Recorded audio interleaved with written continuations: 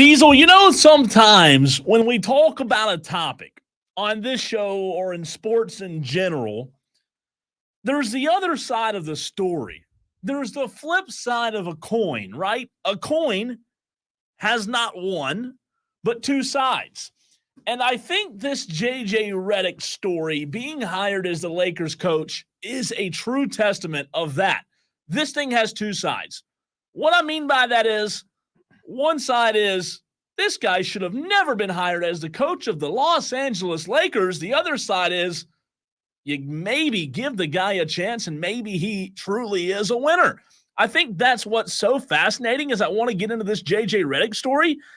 I think the media, the people that are reacting, are having to choose a side, and that's what I ask you. What side are you choosing on this topic as JJ Redick has been hired as the new head coach of the Lakers? 71307 is the way you can text the show.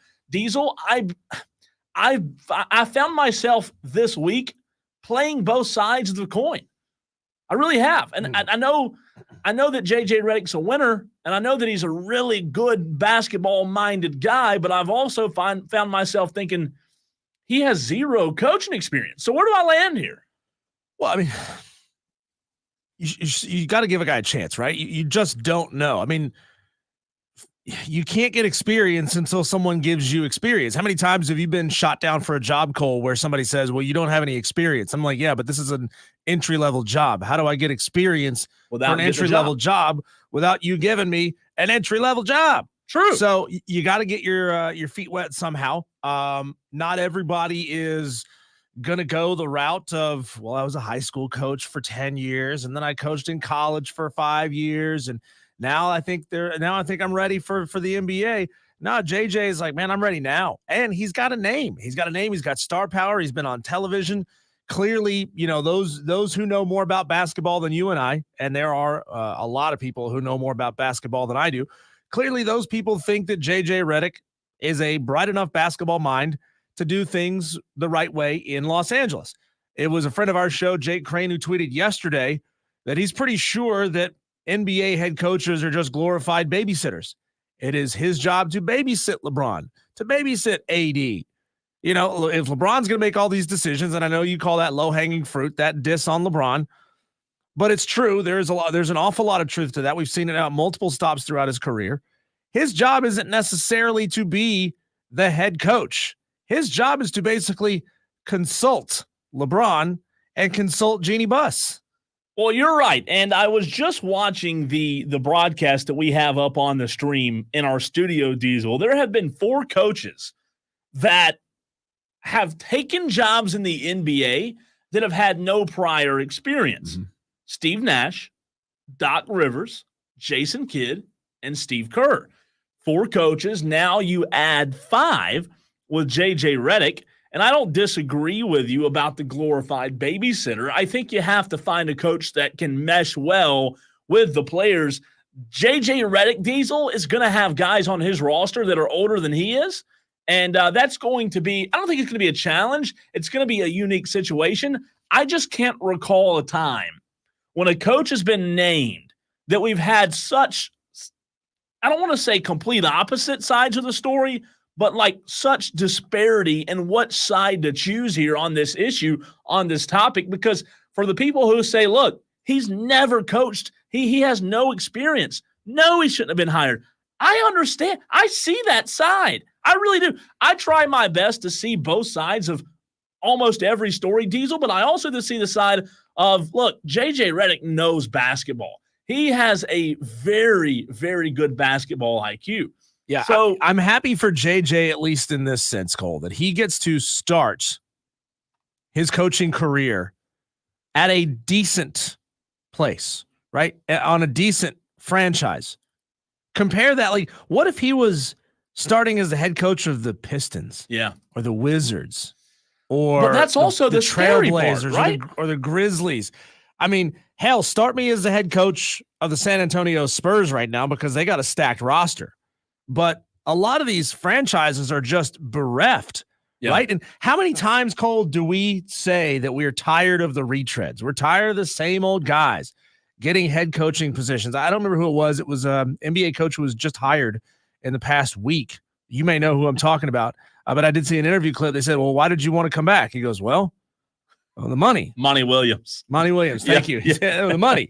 Money's pretty good. Yeah. That's pitiful, isn't it? That's a good reason, I guess. So, listen, I agree with your point. However, that's a double-edged sword. What I mean is, yes, it is fortunate for JJ Redick to have the Lakers job. Yes, he has talent. Yes, he has arguably the best player ever. Yes, he has fantastic role players. However, the double-edged side of the sword is, Diesel, dude, you have more expectations on you. It's like being the quarterback for the Dallas Cowboys, right? Like, you have more expectations on you than any other coach now in the entire NBA. So while I agree that it's fantastic that he starts at a franchise that's not at the bottom, I also say, man, he better win quick, because the Lakers, guess what the Lakers just did? The Lakers got passed by their arch rival, the Boston Celtics. Madcraft, coming in hot. He may get the crown already to start the day. He doesn't have coaching experience, but we think he has a mind for the game. USC, when talking about Shane Beamer, ask them how it's working out. Good message, Madcraft. Yeah. He does get the crown. I agree with that. Start off hot at 6 minutes into the show. That's what I like, though. Come in hot. Here's what JJ Redick's high school coach said about him being hired as the Lakers coach. I knew him best in his younger years, and always knew he was destined for greatness of some sort, just because of his work ethic, personality, intelligence, and all those things. And but could have never imagined him being the head coach of the Los Angeles Lakers. So I have a part 2 of that as well. But what sticks out is he says, look, great basketball mind, but I could have never imagined him as the head coach of the Los Angeles Lakers. I don't take that as a dig. I don't know if that's where you're going with it. Yeah. And saying, like, I didn't think that guy had it in him to be a coach of the Lakers. Now, I think it's I think it's more of I would have never envisioned his career going this far and reaching these heights. I mean, that's tippy top. He was a good player. He has been an analyst on TV for a while. He is getting an opportunity to coach one of the most storied franchises in NBA history. I mean, that's the pinnacle of the sport, right? It doesn't get a whole lot better than that. Here's the second part of that audio. Always been able to accomplish things that people thought he couldn't do. People told him he couldn't play at Duke. People told him he couldn't play in the NBA.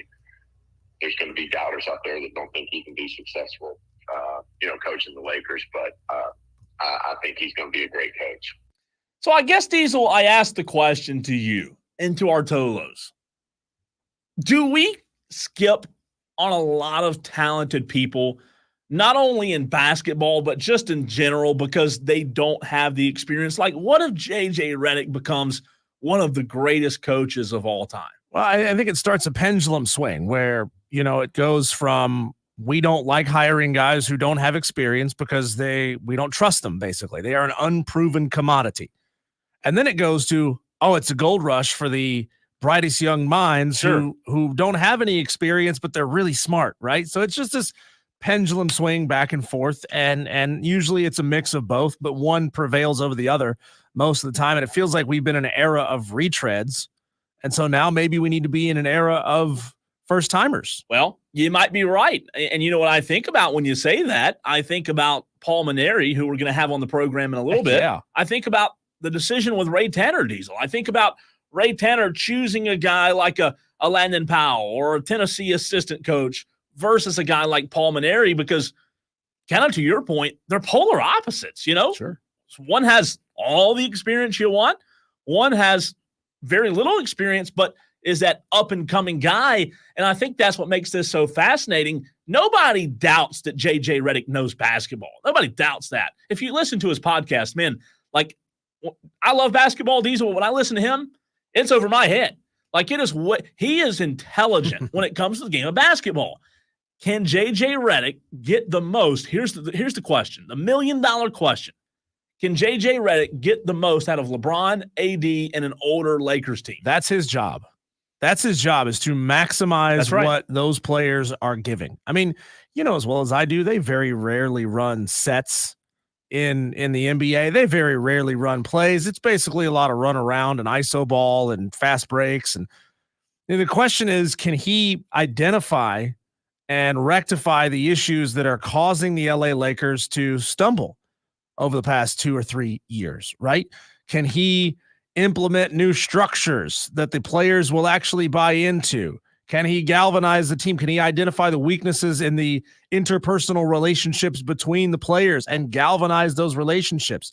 Can he suggest quality trades and acquisitions to Jeannie Buss? If he can do those things, I think he's going to be fine. It's weird. It's kind of, when you think of an NFL coach or when you think of a college football coach, you think, man, these guys have their finger in everything that goes on with these programs. Compare that to like soccer, where the coaches don't really do anything during the game. They just stand there on the sidelines. And the NBA, it's basically the same thing. They just kind of stand there on the sidelines and make substitutions. So, general manager of the Lakers, Rob Pelinka, said this about JJ Redick and the hire. Pelinka became sold on Redick's ability to connect with players and his basketball IQ, and believes surrounding Redick with an elite coaching staff will help shorten his learning curve into his first coaching job. Again, I know it's a different sport, but similar to what we talked about with Paul Mainieri. They surrounded Paul with guys who know the portal, Diesel, who know how to recruit locally. Mm-hmm. They're kind of doing the same thing with JJ. They're saying, hey, we believe this is our guy. We believe that he can really relate to players in an incredible way, but maybe we want to go get some, I don't want to say older minds, but maybe we want to go get some guys who have been around the game for a while to surround JJ that will help shorten that learning curve, because there are some learning curves. Listen, I've never coached, especially not at that level, but I would assume that JJ will have some learning curves, Diesel, when it comes to taking a job. Not only, I'm not talking about a high school coaching job. I'm talking about you said it earlier, the Los Angeles Lakers. Yeah, this isn't the Clippers. Yeah, this isn't the Charlotte Hornets, to teams that don't have a ton of history. This isn't the Trailblazers. This is it. This is the top of the sport. What do you think? And this is an interesting point. When you hear Rob Pelinka, the general manager, talk about the learning curves, Rob Pelinka, the GM, says, hey, we want to surround them with guys to help shorten that learning curve. What do you think when you hear that? Like, my mind goes to, what are going to be JJ Redick's 3 challenges? Because he can connect with guys like LeBron, AD, those guys have his respect. Mm-hmm. I don't think connecting with the players is going to be a challenge. I don't think the X's and O's is going to be a challenge. I think it's going to be situational decision-making. That's always a really tough one for young coaches. We see it in every sport where you make mistakes. You make clock management mistakes. You make personnel decision mistakes. You put mismatches on the court that you didn't intend to. So I think, if you can put a couple of former coaches or high-level assistants around him who have a lot of experience in that, and they can tell him what to look for in these scenarios that he, may not have already considered. He can talk about it from a player perspective. He can think about it from a podcaster perspective, where you get to wax poetic about the game and this or that and question other people's decisions. But when it's your turn in the heat of battle to make those decisions, how accurate are you? And that's why you surround him with guys who have coached in this league before. I don't disagree with that. I think that when you talk about coaching the X's and O's, he's going to be fine there, Diesel. I think that a learning curve will be the day-to-day of the NBA, the personnel, the dealings with Rob Pelinka, the GM, the dealings with Jeannie Buss and ownership, the dealings with how you have to manage your players, because it's a business, right? He's not going out and coaching street ball. It is wild that you give a guy the keys to one of the most storied franchises ever. But I think one of those challenges will be what will become of the day-to-day. And I like that comment. That was Madcraft. Is that right? On the stream? Madcraft says it's just crazy because it's the Lakers. Literally anywhere else makes more sense. Yeah, I agree. It's we want the instant gratification. Everybody wants to predict what they think his career is going to be. I I mean, we just don't know. It's going to take a couple of years before we have any idea whatsoever what kind of a coach JJ Redick can be. And, once you get 2-3 years into this, Cole, a lot of his players are going to age out and start retiring. So he's going to have to start all over again. If he sticks around for 3 to 5 years, he's going to have to completely retool this roster and figure out how to coach this team without LeBron and possibly without AD. I don't know how long AD plans on playing in the NBA. I wouldn't say much longer. I mean, so yeah, maybe 3 to 5 years at the most. He's gonna have to have some big decisions made in his near future. But again, he's coming into a position where he can be about as successful as anyone can be in this league with a roster that's pretty good. There's no like glaring deficiencies other than the fact that they're all old AF. Mm-hmm. I mean, he's kind of like being born on third base. Well, the two stars in LeBron and AD, they're old. I would be a little bit more scared, though, if he were coming into a job where they were starting at the bottom and they were in rebuilding mode. At least they'll be competitive. At least they'll make the playoffs. They should. At least he has guys like MKG and Austin Reeves who are really good up-and-coming players. I don't know. When you look at the Lakers, I don't know what their plans are when post-LeBron happens, because that's going to happen soon. They're still, in my opinion, going to be a very competitive franchise because it's the Lakers. People want to come play there, but to put a bow on a Diesel, I can't sit here and say I love it, but I'm super intrigued by it. I mean, this is super intriguing to me. I can't wait to see how this plays out. Well, and think about this, Cole. His name was out there before Dan Hurley's name was out there. It was. Like, he was sought after. He was wanted by the LA Lakers. So somebody very high up and very important to that franchise sees something in him, and they made Dan Hurley say no before they could move on to JJ Redick. So I think that says a lot about JJ and a lot about the intelligence that people around that franchise think that he has. Speaking of intelligence and energy, we're bringing on Shane Connuck, NASCAR reporter for the Charlotte Observer, next. We normally bring him on at 4:20. We had a little change. Paul Mainieri, South Carolina head baseball coach, going to join us at 4:20. So Shane is pivoting. He's turning left on us, and he's going to join us next, right here on the Fan Upstate Wire to Wire with Diesel and Cole Bryson.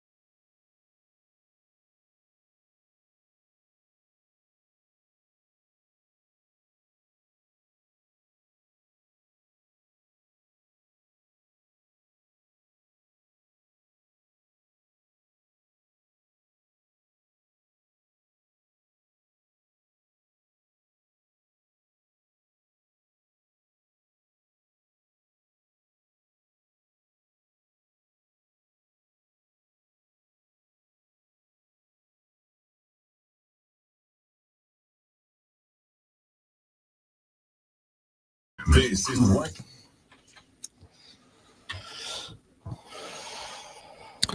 Every single Friday, we bring on a crowd favorite, a crowd pleaser, because we want to make everybody happy around here. The Tolos love this guy. So, of course, we bring on Shane Connuck from the Charlotte Observer, NASCAR reporter. Can't go a Friday without talking to Shane. Shane, 2.7 million viewers for the first race at Iowa this past weekend. Biggest sporting event of the week, and that includes the NBA Finals. As far as ratings go, how do you explain that? Is it new track? Is it lack of interest in the NBA Finals? Or in your mind, is NASCAR really coming into its own as a summertime sport, and that's when the viewers really start punching in? Well, that's the hope, with everything that NASCAR has been doing, and now next year having that in-season tournament starting during these summer months when we don't have as many other sports happening. It could be a time for NASCAR to really shine on a national stage, and that's what we saw this past weekend with the inaugural race at Iowa Speedway. You had the buildup of a night race, and something that I think helped the ratings a lot was putting it on USA Network. It wasn't like NBC made this all-out big deal about NASCAR at Iowa. They knew that the diehard NASCAR fans and some other fans would tune in because Iowa Speedway is even more unique, bringing some other NASCAR viewers, and they were able to just have the Olympic trials go on actual NBC during that time and kind of almost promote that. And then we look back, like you said, NBA Finals, Stanley Cup Finals, MLB in full swing, and the most watched sporting event of the weekend, NASCAR Cup Series at Iowa. Shane, do you think there's something to be said about what you just said with NASCAR having better viewership at night? I think there is, because it's a different window. And if you do it every race having it at 7 o'clock, then that defeats the purpose. But you pick the way the Coca-Cola 600 is usually about 6 p.m. and then goes into the night. That's unique. You have the second race of Daytona be at night. And I feel like if you have certain races be it in those primetime TV slots, that brings more attention to that one event. So I think that in the case of Iowa, the fact that they made it the first of the NBC calendar, the first of the second half of the season, and then the fact that it was at night, again, it doesn't make it a marquee sporting event for the United States, but I feel like if you're a NASCAR fan, you were of any type, you were going to be watching it the same way you probably would be a lot of weeks. So all this does is just really hone in on that base of people who are going to potentially watch NASCAR every week, and then really getting all those people on board. And then you could potentially, as obviously that made it the most watched sporting event in the United States in this past weekend of a big sports weekend. He covers NASCAR for the Charlotte Observer. Shane Connuck joins us here on Wire to Wire with Diesel and Cole Bryson. Given what we've seen this season, Shane, it feels like short tracks are becoming the new thing in NASCAR. Everybody seems to be really excited, more so than I've heard in years past, about the short track racing. How do you think that'll affect the schedule and location selection over the next couple of seasons? I think it's tough to say right now, because everything's about what produces good races, and then which tracks do we still want to see, which tracks do we have to still give 2 races to, and there's a lot that comes into it. But these short tracks are producing stronger races, but then there's also the short track package, the rules that go into it, that because of the specifics of how the track of the number of laps and about the stages, that they've had to put in additional rules with these short tracks that sometimes lead to great races, and sometimes even if it's a great race, like after Bristol this year, because of everything they added with the resin and the tires, it was like we didn't really know what we thought of it. We thought it was great, and some people thought it was great. The drivers thought it was terrible, except for Denny Hamlin, who won and admitted it was like he was happy because he won. But overall, it's tough to tell in the moment, but I agree with you that if it's adding a type of track on there, these short tracks just produce more exciting racing where you feel like you don't know what's going to happen. And then some of these road courses, you don't know what's going to happen, and then it ends up being that a random driver ends up in victory lane because of everybody else wrecked. And so these short tracks do seem to be the ones that are producing the most compelling races, and they just have to, the steps is to figure out how to adjust that short track package so that the rules will ensure that we get that exciting race. Hey, Shane, what do you make of a little bit of a shocking twist? The end of Stuart Haas Racing is not the end of Gene Haas's tenure as a team owner in the NASCAR Cup Series and the Xfinity Series. What do you make of this news with Gene remaining in NASCAR?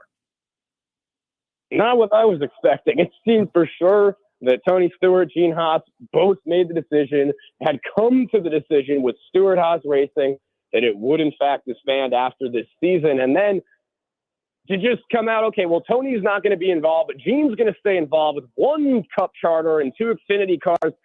It's interesting, and there are a lot of question marks always about how involved both Haas and Stewart have been with this team. But I think what it shows you now is that how much, not necessarily disconnect, but just after Kevin Harvick retired, it's not like you had 4 top drivers and top teams in the sport. It's a team that's been around in the sport, that has history in the sport. A lot of NASCAR lifers working for SHR.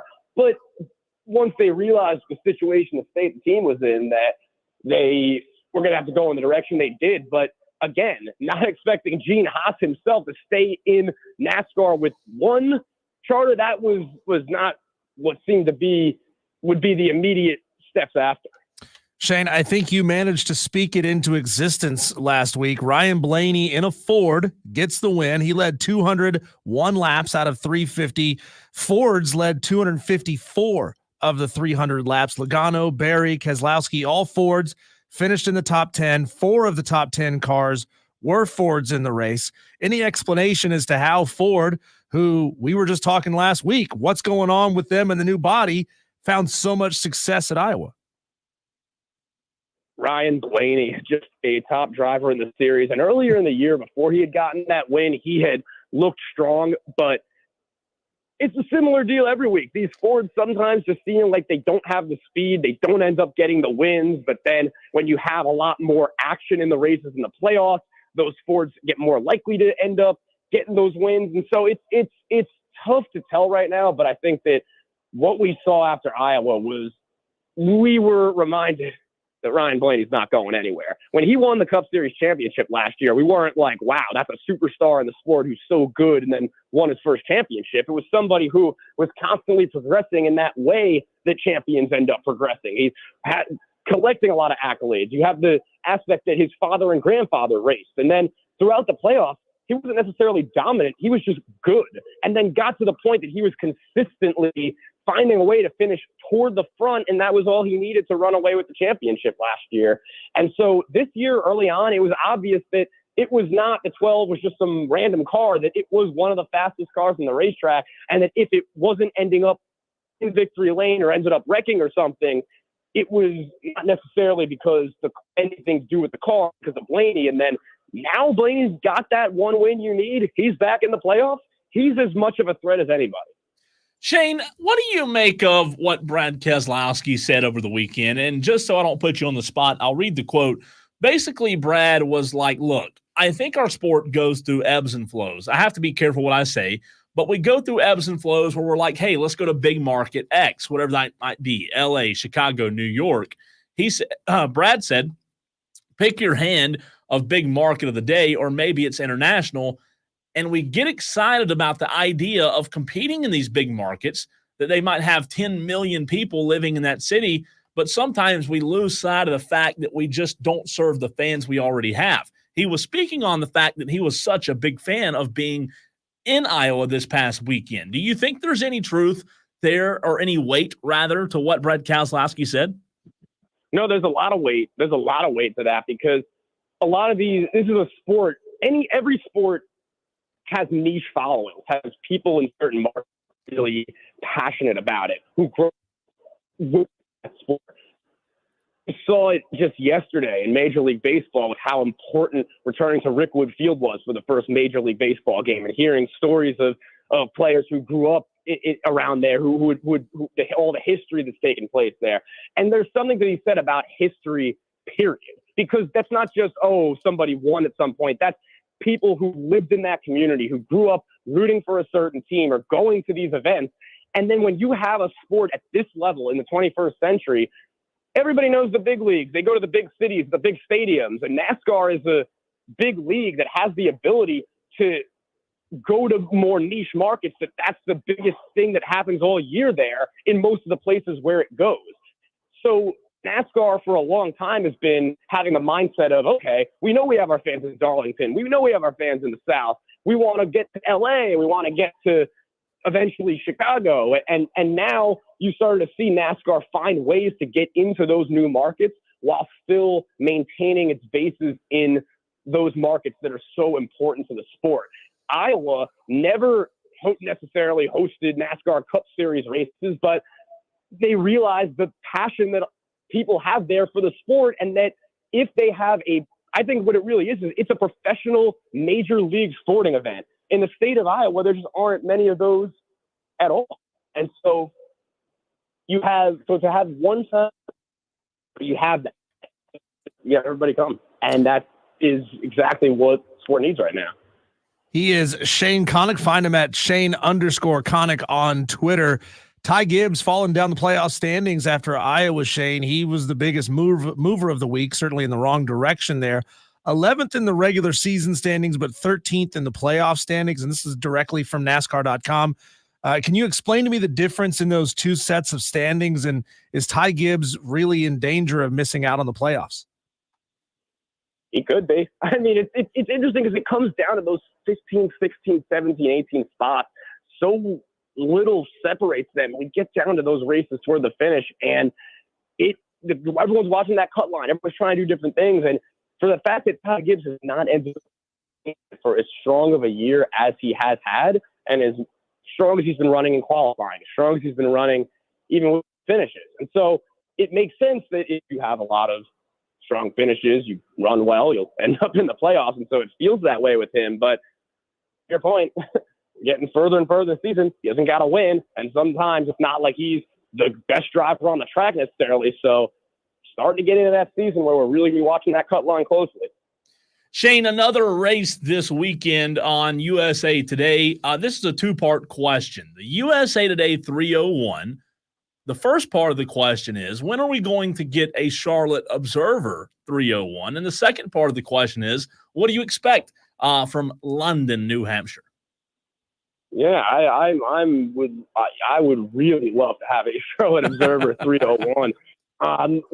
In New Hampshire, in Loudon, New Hampshire, that is a track that you go to once a year. I'd say just like every other week. We don't really know. A lot of stuff could happen. Something like the thing that I've seen this week is that Brad Keselowski driving number 6 Ford with Boston Red Sox logos emblazoned on the car as they'll be up in New England. So that will be a cool little tie-in there. And why not like Brad's chances going up to New England? Hey, Shane, great stuff as always, man. We appreciate you being flexible this week, and we look forward to talking to you again next week, buddy. Look forward to talking to you guys next week as well. That's Shane Connuck of the Charlotte Observer. Appreciate him hopping on. Sounded like he was in a bat cave, but I did see on Twitter earlier that he was covering an event today. So he's all over the place. Maybe Shane Connuck is Batman. Well, you said it during the break. Yeah, I've never seen Shane Connuck and Batman in the same room together. I asked you, I said, look, is he in Batcave, North Carolina or Charlotte, North Carolina? Yeah, he brought up a good point there, Cole. And I think this is a criticism that a lot of NASCAR fans have had of NASCAR's strategy over the past 10 years or so, which is not serving the fans, the hardcore, diehard fans, right? I mean, look, all of these major sports are in the business of fan service. Give the fans what they want. And I mean, I don't know how many times NASCAR has to go to a track that they've never been to before, that it's in a part of the country where you wouldn't typically consider NASCAR to have a strong foothold. Mm-hmm. And they do it to the detriment of those hardcore fans. Every sport has to grow, right? Every sport has to change here and there. And you never know until you go to Idaho, for example, and run a race at a track in Idaho. You have no idea how many people would actually show up to watch the race and how many people would tune in on TV to watch the race because, well, you haven't tested those waters. But I think that's something NASCAR really needs to focus back in on, Cole, is the fan service, the hardcore fans. And look, I mean, would you rather have 100% of a smaller sample size, a smaller market, Or would you rather have 10% of the nationwide market? Well, that's what Brad Keselowski was like asking for, right? Like, right. I thought that quote was so interesting by Brad because the bottom line is you're right. He's right. Shane's right. They go to LA. They go to Las Vegas. Las Vegas is a little bit different because it's not that big city. It really does have a big draw. They go to New York, whatever. Brad Keselowski saying, look, I went to Iowa. We went to Iowa, and everybody loved having us. I think back of the All-Star race we talked about a few weeks ago. Why not add that to the Sprint Cup schedule as an actual race? You said it during the interview. The small tracks are what really get the buzz, get the excitement. So why not just say, look, nothing wrong with going to LA or New York once in a while, but really let's focus on these tracks that really do land and find themselves in the heart of the country where our fans support really comes from. I like the idea of the non-traditional locations, LA, New York.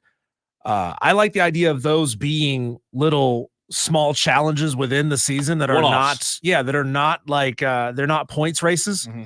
So you can go somewhere and be ultra creative, right? To get people to tune in and watch. Wow, we're putting these drivers into a place they've never been before. We're having them do some sort of challenge that they've never done before. We're making a big spectacle out of things like out of the pit crew challenges and things like that. And have those be just little one-off little bubbles throughout the season that are for cash, that are for massive charitable donation, whatever you want it to be, right? But make the points races, keep those at the more traditional locations. You know, use the one-offs as a way of testing the waters. Yeah. Not using the one-off tracks as a way of expanding into new markets. And I'll even go as far as to say, Diesel, the road courses, let that be test crap. Like, you can't convince me that we're really running a road course and counting it as a points race when it's not a race. A road course is not a race. It has no dictation of what a driver will do in the playoffs. You're not racing there in the playoffs. That's like the NBA going and playing sand basketball on the beach and saying, well, this actually counts as a game. Well, you're not going to play there in the postseason. It's just an exhibition. The road courses, I'm not a fan of. I don't have a problem with doing what you said, though, making it a one-off or two-off challenge every now and then. But that being a points race, in my opinion, is dumb. I mean, I'm flat out real with you. I hate the playoff. I hate the idea that you can go out and win one race, boom, automatically in the playoffs. So, like, you really only have to be good once. You really only have to put it all together once. I over like the course the playoff of the season, because then once you get into the playoff, all of that is wiped. Like, nothing of what you did over what is the regular season, 25 races or so. You none of that matters because you're starting over fresh. Sure. And I don't like, if you're going to do that, why don't you just make the entire season 8 races and have these 8 races determine a champion? Why do you even need money? Right. Exactly. I know that, but like, I mean, call me a traditionalist, call me a purist. I can't stand what NASCAR has done to these rules in the sense of, like, you got to have a protractor and an abacus, and you got to know somebody with a PhD to even understand the point structure. See, the point structure is one thing. I don't know that I love the point structure, but you have to have it in place, which I understand. I don't hate the playoff. I don't mind the playoff. I just don't like the random courses throughout the season that have no impact on the postseason. That's what I don't like. But it's an ever-changing. Shane told us a million times. It's an ever-changing sport. I mean, it changes week to week. Speaking of changing, Diesel, you and I talked about this to end the show yesterday. I want to bring to the table a different piece of audio where Tom Brady was talking to Colin Cowherd on the Herd about the transition from the field to the booth. One thing that you and I and the audience, the Tolos, might not have known about Tom Brady's career in the NFL. Next.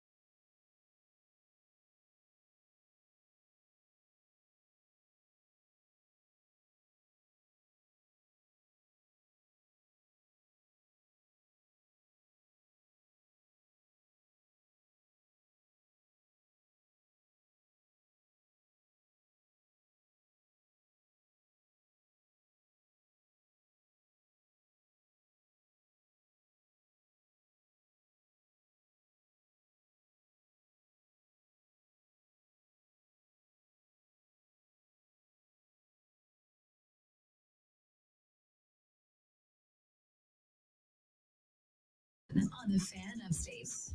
Almost like when I was a player, I never felt like I did things the right way. There were games where I'd go in afterward and think, God, I'm the worst quarterback in the NFL. Like, why would they even want me to play quarterback for this team? And I'm sure I'm going to feel that way here at Fox, where I finish a game and I go, God, I didn't even give them what they wanted. And it's a very challenging thing in your own mind. I've asked a few people, like, how do you know that you did a good job? And I think for me, so much of this is going to come down to the preparation. And did I feel like I was prepared? Did I feel like our crew was prepared? Did I give them the best over the course of the week so that we could give ourselves the best opportunity to be successful for the fans? Because really the game is the show. We're there to add our take on it in our analysis. But it's also, did we feel like we added to the broadcast? And from my standpoint, I'm going to work as hard as I can in the process of it, as you talked about earlier, to make sure that I do deliver, because I don't want to let anyone down. I don't want to let the people at Fox here down. And I certainly don't want to let the great NFL fans down. Diesel, the more I hear Tom Brady talk about this broadcasting venture, maybe I'm just jumping the gun. Maybe my knees getting hit and my legs twitching. But, man, the more I hear him talk about it, the more I think, like, this dude might be really, really good at this, because he's going to work harder than anybody. Yeah, I mean, look, there's the true perfectionist never feels like they did the best job they could possibly do. Sure. There's a saying out there that's something like, the worst thing you could tell somebody is good job, because then they think, oh, okay, I've done everything I need to do. There's nothing else I can do to make this better. So Tom is going to be a perfectionist, and it's going to take a little while. It's just like it takes anybody a little while, unless you're just born with this innate natural charisma at this. And Tom doesn't have that innate natural charisma. He's going to take some time to work into it. And I think over the course of a season, by game 6, 7, 8, we're going to say, damn, Tom Brady got good at this. This is wild for me to say. It's not like he has a wife he needs to keep happy anymore. No. He's got all the time in the world. I know this is crazy, but, like, all of a sudden now I find myself really, really looking forward to his broadcast. And, like Diesel, most broadcasters, when they go home or when they're done, they sign off, they do their post game, and the crew tears down. The talent usually bolts, right? They usually leave. Tom Brady's going to be back in the corner with a notepad until 3 a.m. marking and scratching every piece of audio, because he literally is that guy. I can't wait, man. I think that he may prove a lot of people wrong here, including myself. Yeah, that's a dude who's going to go back and listen to hours and hours and hours of play-by-play. And hopefully, I would hope that he would listen to more radio play-by-play, just because, with television, you have the picture in front of you. And a lot of these play-by-play guys on TV, they have the luxury of allowing it to just rest, right?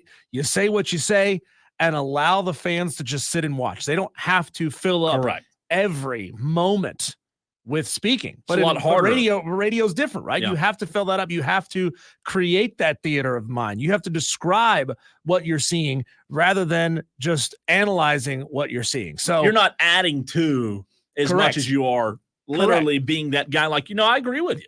Yeah. So I think radio, not to toot our own horns, but I think radio talent is more talented than TV talent. It's a different genre. And I think you can find somebody who's excellent at radio who can excel on television, but it's harder to find somebody who was excellent on TV to excel in radio. Does that make sense? It does. And I think that Tom Brady is going to be a guy that doesn't, like, when Romo started, Romo was loved.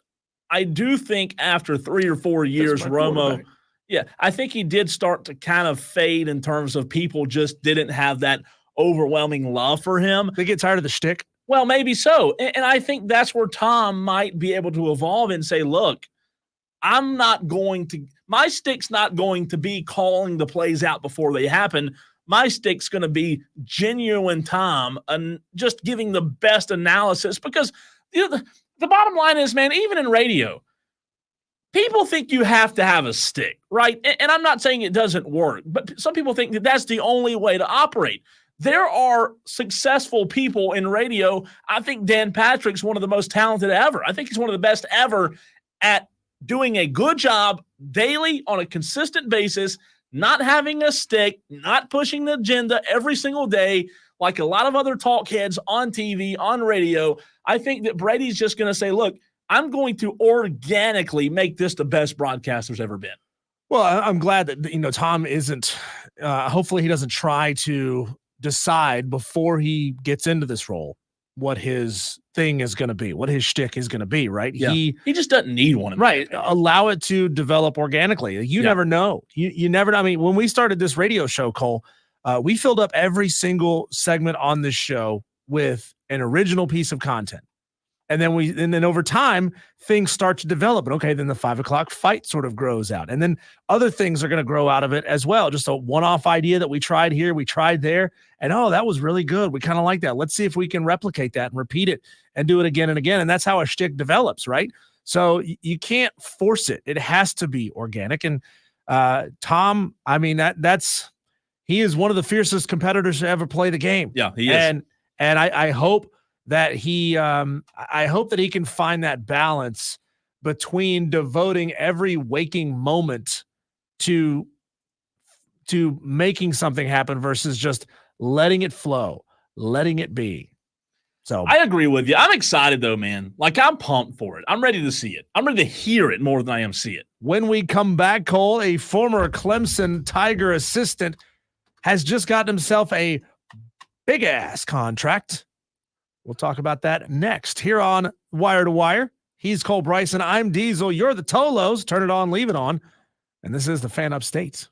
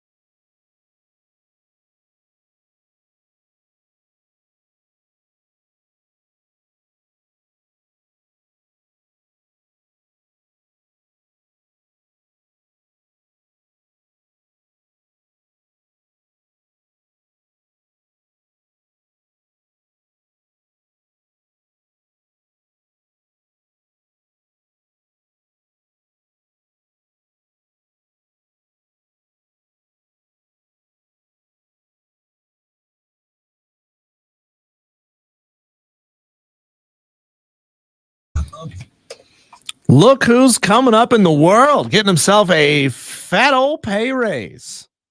Former Clemson assistant, now Oklahoma head football coach Brent Venables is getting a new 6-year, $46 million extension, which raises his salary to $7.7 million a year. Congratulations to the Venables family. Wow. Y'all rolling in it. Y'all like doing the intro to the DuckTales TV show where Scrooge McDuck dives into a big ass pile of gold coins, which that never really made a whole lot of sense, right? You realize that gold is dense, and when you pile it up, it's dense. You can't just dive into that like it's water. Like you would smack that and it would hurt like hell. I don't know where I stand on this, man. I don't know. He's now in the top, 12 to 15 highest paid coaches in NCAA? So Pete Thamel, when he tweeted this, he said it constituted a significant pay raise. But doing the math, and this is those numbers are not official. The 6-year part is official. We know that part. Yeah. The $46 million a year, that was something that I heard on a promo earlier in the show when they were reporting the news. But that means that he's going to go from about $7.2 million a year to $7.7 million a year. $500K, a lot of money. A lot more money than probably you or I will ever make per year in our lifetime. But, $500K added to a $7.2 million deal really isn't all that much money. It puts him more in line with Luke Fickell at Wisconsin. According to this article on 24/7 Sports, that would move him up from basically 15th to 12th as highest paid coach. Making his way up there, man. That's still, that's an extra $10K a week. Yeah. I could use an extra $10K a week, couldn't you? It would put him right there on par with Mike Gundy at Oklahoma State. An extra $500K a year, man, that sounds real nice. Yeah. Real nice. So the question is, ultimately, does Brent Venables deserve the raise? He's only been at Oklahoma for 2 full seasons, so there's not a huge sample size. So we're going to go through some of these questions. How has Brent Venables done at Oklahoma? How has he done relative to the expectations? How has he done relative to the precedent that Lincoln Riley set before him? Do we think he deserves 6 more years? What are our expectations for Oklahoma in year 1 in the SEC? So let's run through some of these numbers. Some of this is going to be numbers. Some of this is going to be opinion based off of the numbers. Okay. So how has Brent Venables actually done at Oklahoma? 2 seasons, 16-10 overall. Didn't have a very good first season in Oklahoma, but we know that, Lincoln Riley, stripped that roster to the bone when he headed to Southern Cal. 10-3 last year in 2023. They finished 15th in the AP poll. Pretty good in his second year as a head coach. Last year, they started the season 7-0 with a win over number 3 Texas in the Red River Shootout. Yes, I'll call it that. If I'm going to call Twitter and not X, I got to call it the Red River Shootout. The Red River Rivalry is a dumbass name. Nobody can say it. We need to stop and go back to the old way. But then they had back-to-back losses to Kansas and Oklahoma State. They closed the season out with 3 straight wins in the regular season, and then they lost to Arizona in the Alamo Bowl. They had an absolutely superb offense last year, 3rd most prolific offense in the country, but they did not have a good defense, and that cost them in those games. 49th in the country in defense. Coming from Brent Venables, who is a defensive head coach, that is not good. But then again, it's the Big 12. Like, nobody plays defense in the Big 12, right? Yeah. Guess what? You go into the SEC. You better figure out how to play some defense. You better figure out how to recruit some defensive hogs to Norman, Oklahoma. I'm sorry. Go ahead. I was going to say, so how's he doing recruiting wise? Well, 2022, those were not really his guys, but he still ended in the top 10 in the country in recruiting, number 8. 2023, he was number 6. This 2024 class, he's number 8. 2025 class, number 8. So he has had a top 10 class every single season in Norman. He is recruiting nationally. He's got guys coming from all over the country to Norman, Oklahoma. At first when I heard this, I thought to myself, man, that's a lot of money. I'm not sure that Brent Venables is a guy that deserves this type of money yet. However, when you think about it, when you think about the other coaches in the top 15, the Mario Cristobal's, the Jim Harbaugh's, the James Franklin, who's making way more than Brent Venables, you do take Brent Venables in a lot of these head-to-head matchups. Brent Venables, to your point, grinded his teeth, made his name on what he can do defensively, and I think that the recruiting will come. Obviously, he's not in the top 3, top 5 recruiting yet nationally consistently. He's only been there for 2 years, but I do think that him learning from Dabo and having been in a system at Clemson where he saw Dabo recruits at the highest level, bring in the top tier talent across the country, I think the recruiting is something that will come.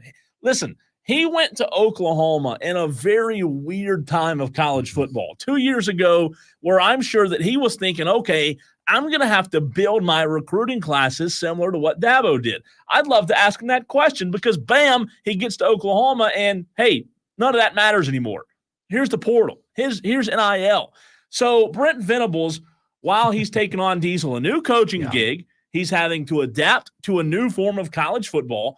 I think that he did a good job last year. You said it. His first year was rocky. You know, first years are first years. But I think that when you look at the overall body of work, Brent Venables is a guy that deserves top 15 money. He is a big part, and a lot of people will say the reason, but he's a big part of the reason Clemson has 2 rings in the past 10 years. When you look at it, at the market being set as Dabo being the highest paid coach in college football at $11 million a year, Brent Venables is making 30% less.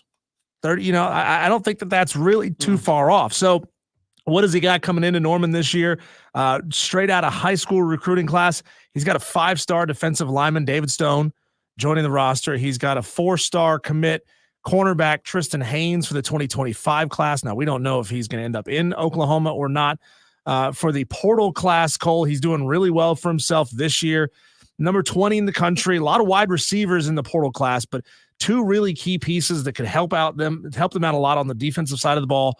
4-star defensive lineman from TCU, Demonic Williams, and 4-star edge Caden Woolard from Maryland. So the defense that was not good, not awful, right? They weren't awful last year, top 50, but you're not going to win a whole lot of games in the SEC if you're just barely sitting in the top 50 on the defensive side of the ball.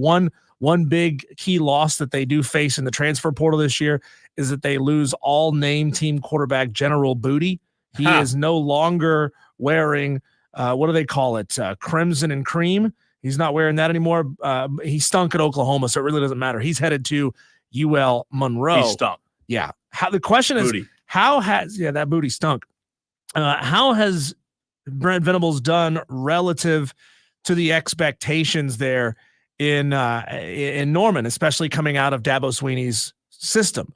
Well, expectations were obviously sky high with him coming out of the Dabo Swinney tree, but his defense really has not stacked up. 49th best in 2023. He and his co-defensive coordinator, Todd Bates, have got to shore that up or they're going to get absolutely punked in the SEC. I'll say this. Brent Venables isn't coaching defense anymore. And what I mean by that is, I know that sounds like a very obvious statement, but Brent Venables isn't specializing in defense anymore. What made Dabo Swinney so successful at Clemson was, number 1, time. Number 2, after they gave him time, he put together an all-American, an all-impressive staff that stuck by him, that stayed in Clemson for several years. And the fact that Dabo was able to keep the coaching staff around him for as long as he did is what got Dabo to where he is. To that point, Brent Venables has to, number 1, hire some good coordinator. I'm not saying Todd Bates isn't a good coordinator. I'm just saying Brent Venables, to your point, to compete in the SEC, he's going to have to say, look, University, look, Oklahoma, we've got to go out. We've got to spend money, not on me, but on serious assistant coaches so that I look better, because Dabo Swinney looked a lot better when he had Brent Venables, right? So they've got to start really getting a coaching staff around Brent And once they do that, then I think you'll start to see him shine. We got Zach Bridges on the stream on Facebook, Twitter, or YouTube. Do us a favor, jump over to whichever platform you like. Find us and hit the follow button, the like button, the subscribe button, whatever you see on that particular platform. Hit it. He asked the question, who is their starting quarterback now? That would be 5-star sophomore Jackson Arnold. So they got a 5-star call and plays this year. He is rated as a 99, the number 10 national prospect, number 4 overall quarterback, number 1 quarterback coming out of Texas. His pedigree is good. Yeah. Jackson Arnold gonna be pretty good. So you got to have a quarterback, man. Yeah. You got to have you got to. Those Texas quarterbacks, pretty good. They're going to have to outscore some teams this year in the SEC because the defense is just not there yet. It's going to take a couple of seasons. How has Brent Venables done relative to Lincoln Riley before him? Well, we all know the answer to that question. Not good. Lincoln Riley, in his entire career at Oklahoma in 5 seasons, was 55-10. Through his first 2 seasons, Lincoln was 24-4. 2017, he lost the Rose Bowl, but finished number 3. 2018, they lost the Orange Bowl, but finished number 4. Lincoln didn't win a bowl game in Oklahoma until year 4 of his tenure. Yeah, I was going to say, give him time. Yeah. How's Brent Venables done through his 2 seasons? Well, he's 16-10. Compare that to 24-4.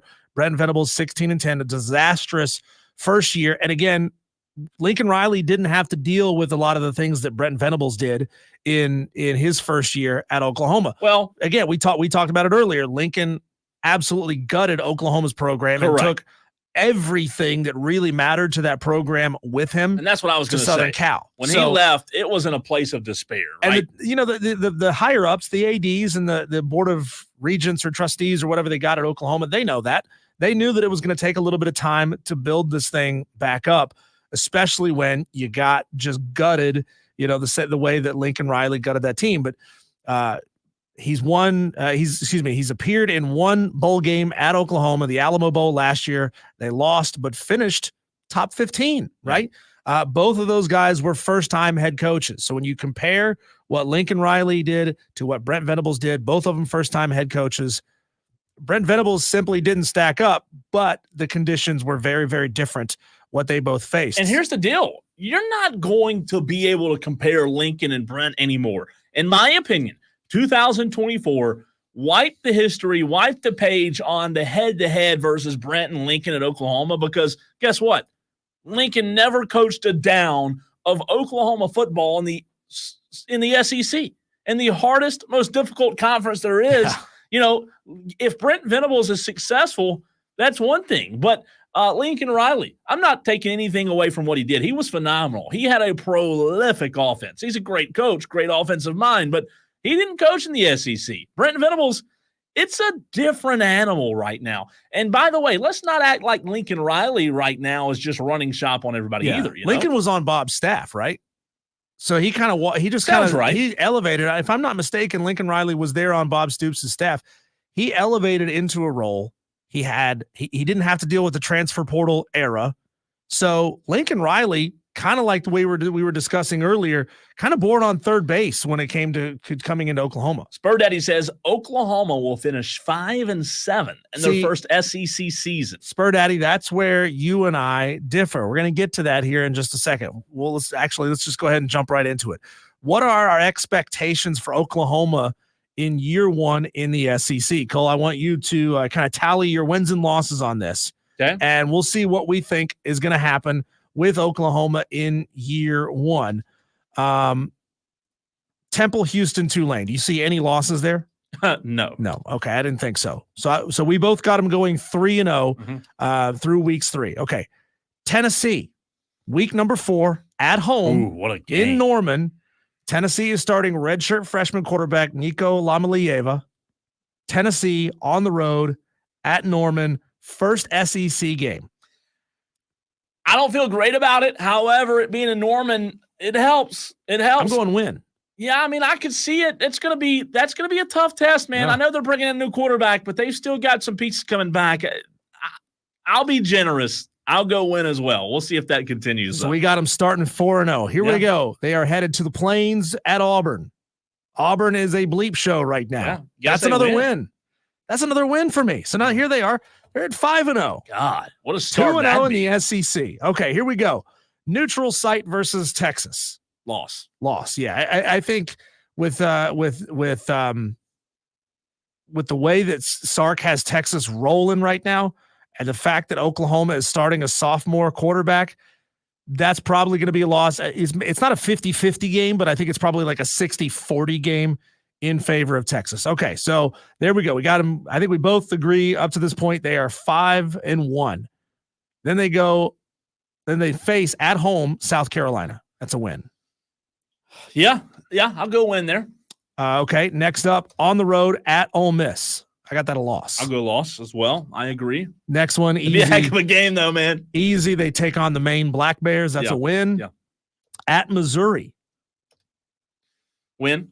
You're going win. I'm going loss because I think Missouri is absolutely loaded this year. Very, very veteran offensive side of the football for Missouri. So that's our first disagreement for the entire season. Alabama. That's a loss. Really? Sure. Really? New head coach, new quarterback. We're talking about Alabama? Alabama. But it's at home. Oklahoma. It's in Norman. Oklahoma ain't beating Alabama. I got Oklahoma beating Alabama. No shot. I do. And then they're on the road at LSU. I got that as a loss. Man, that's a toss. That's a toss-up game. It's at LSU. At LSU. Yeah, you're going to lose some in the SEC. I'll go loss. So I've got them at 8-4 in year 1 in the SEC. I do too. I mean, 8-4, first year in the SEC. Be great. That should come with a Brinks truck, right? Yeah. Back that ass up and dump a load of cash on his front lawn. No, I agree with you. I don't have an issue with that. If he goes 8 wins first year in the SEC, we had 10 last year. Is that right? Yeah. 10 wins last year. Now, granted, they were playing a wonky Big 12 schedule. Yeah, but 8-3 to me would be, or 8-4 to me would be fantastic. I think you've got them more 7-5. Yeah, that sounds right. Is that where you had them? Yeah. Okay, there you go. I can't wait to see though. I mean, Madcraft. Come on, dude. Madcraft says 4-8. Oh, come on. 4-8. Man, that's Daddy tough. says 5-7. I say 8-4, and I'm not blowing smoke. I got no reason to blow smoke. All right, Brent Venables or Oklahoma. Coming up next, Paul Mainieri, the new South Carolina baseball coach, right here on the Fan Upstate.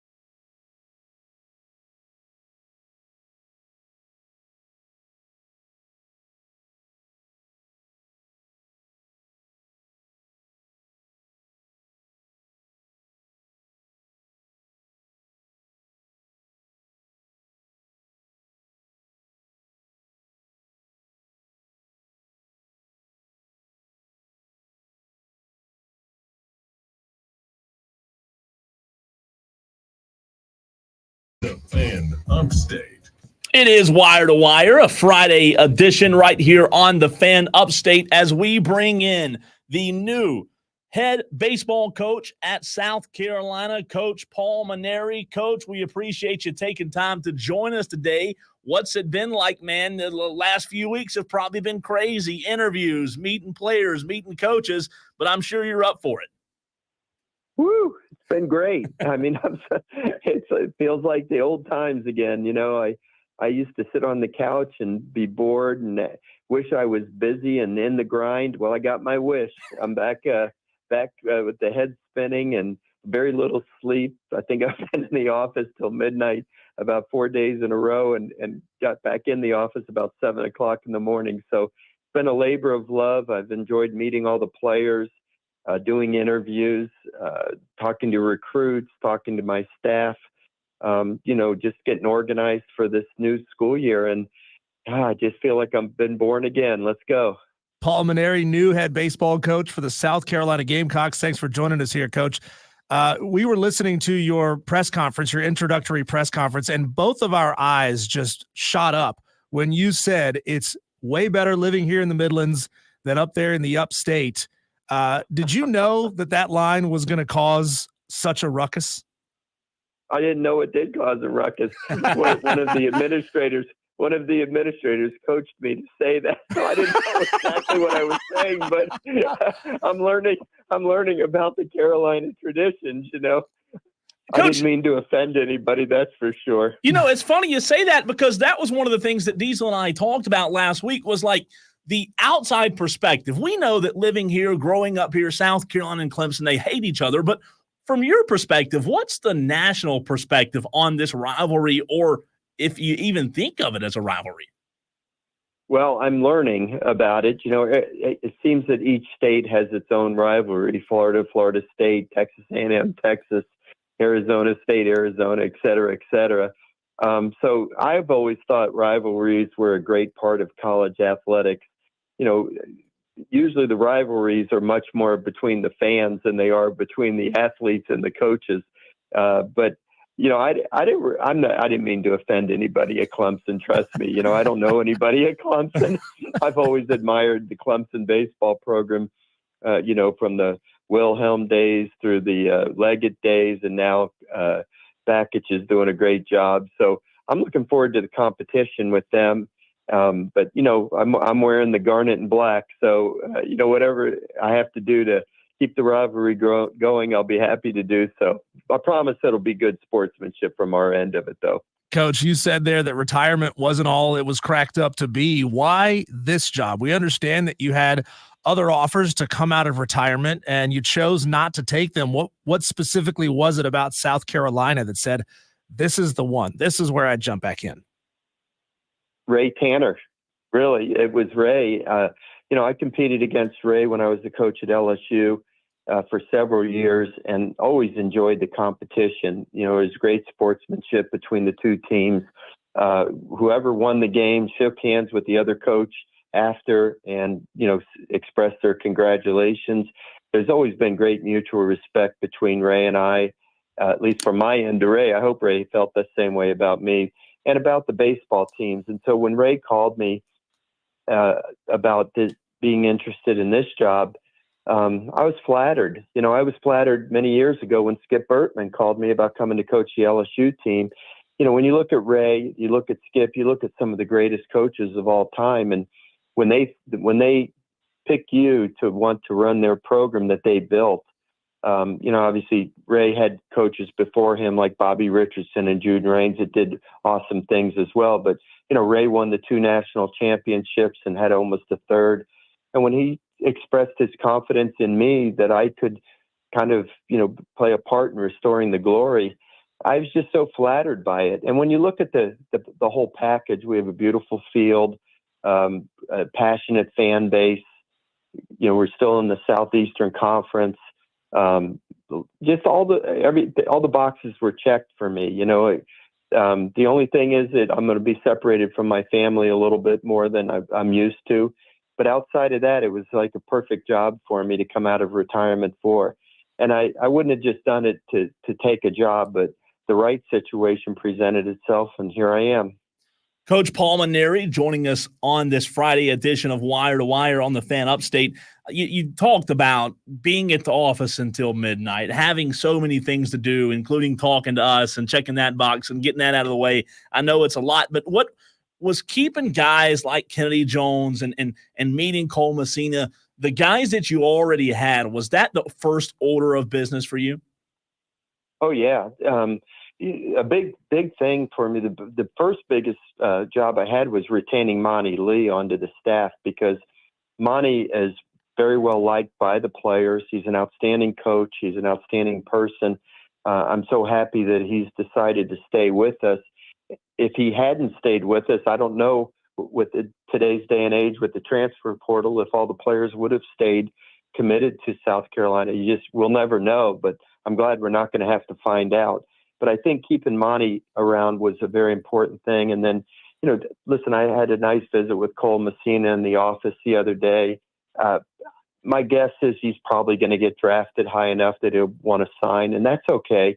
I wish him well if that's what he does. But he did his job for South Carolina for 3 years, and he'll always be a part of this program.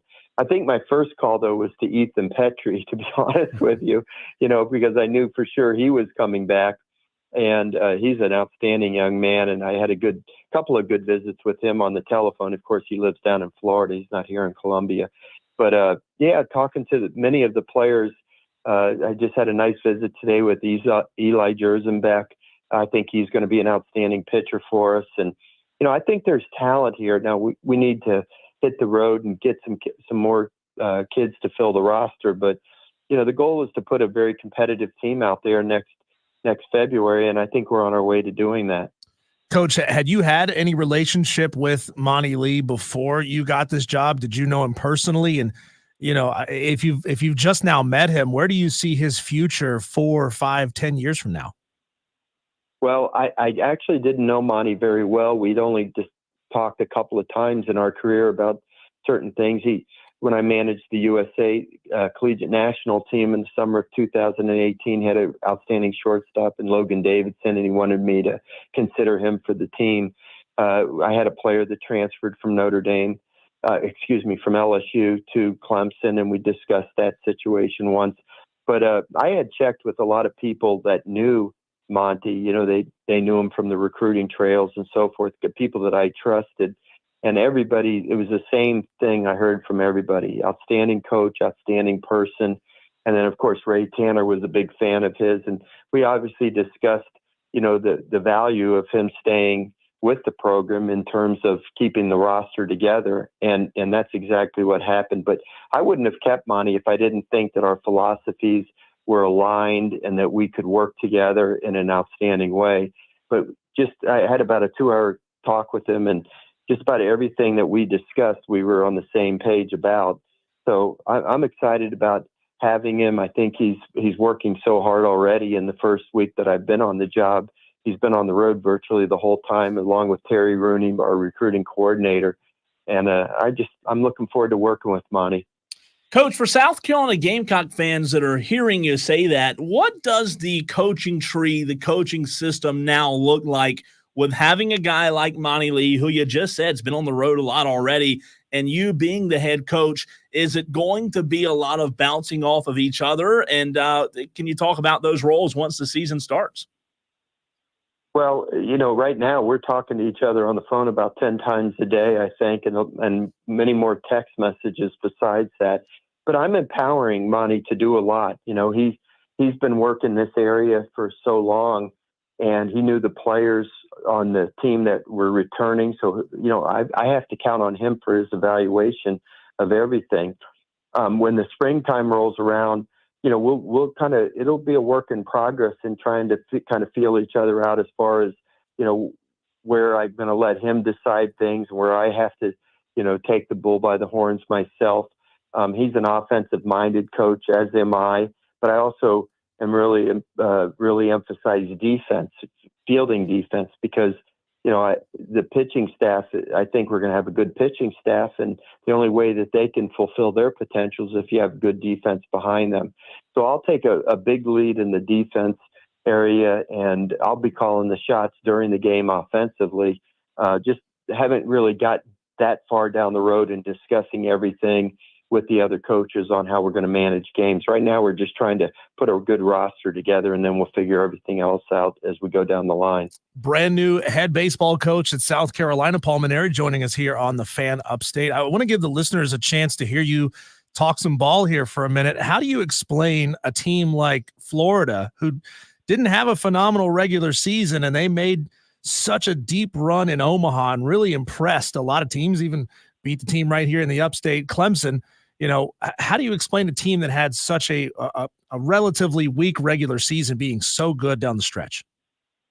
Well, they played a very difficult schedule. One thing about Florida is every year their non-conference schedule is really tough. I mean, they'll play a 3-game series with the University of Miami, and their midweek games are always against really good teams. So, you know, I'm sure Kevin had a lot of new players this year, and he had to kind of figure out who he could count on, and that's always a work in progress.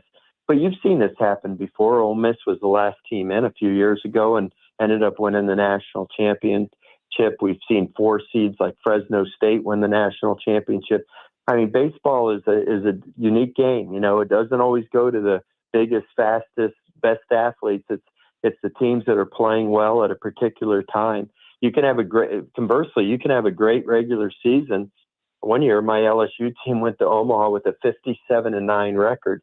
We already had set the SEC record for wins in a season, and hadn't lost 2 games in a row the whole year, and went to Omaha and lost 2 one-run games, and we're 2-0. It's amazing how those kind of things can happen in this sport.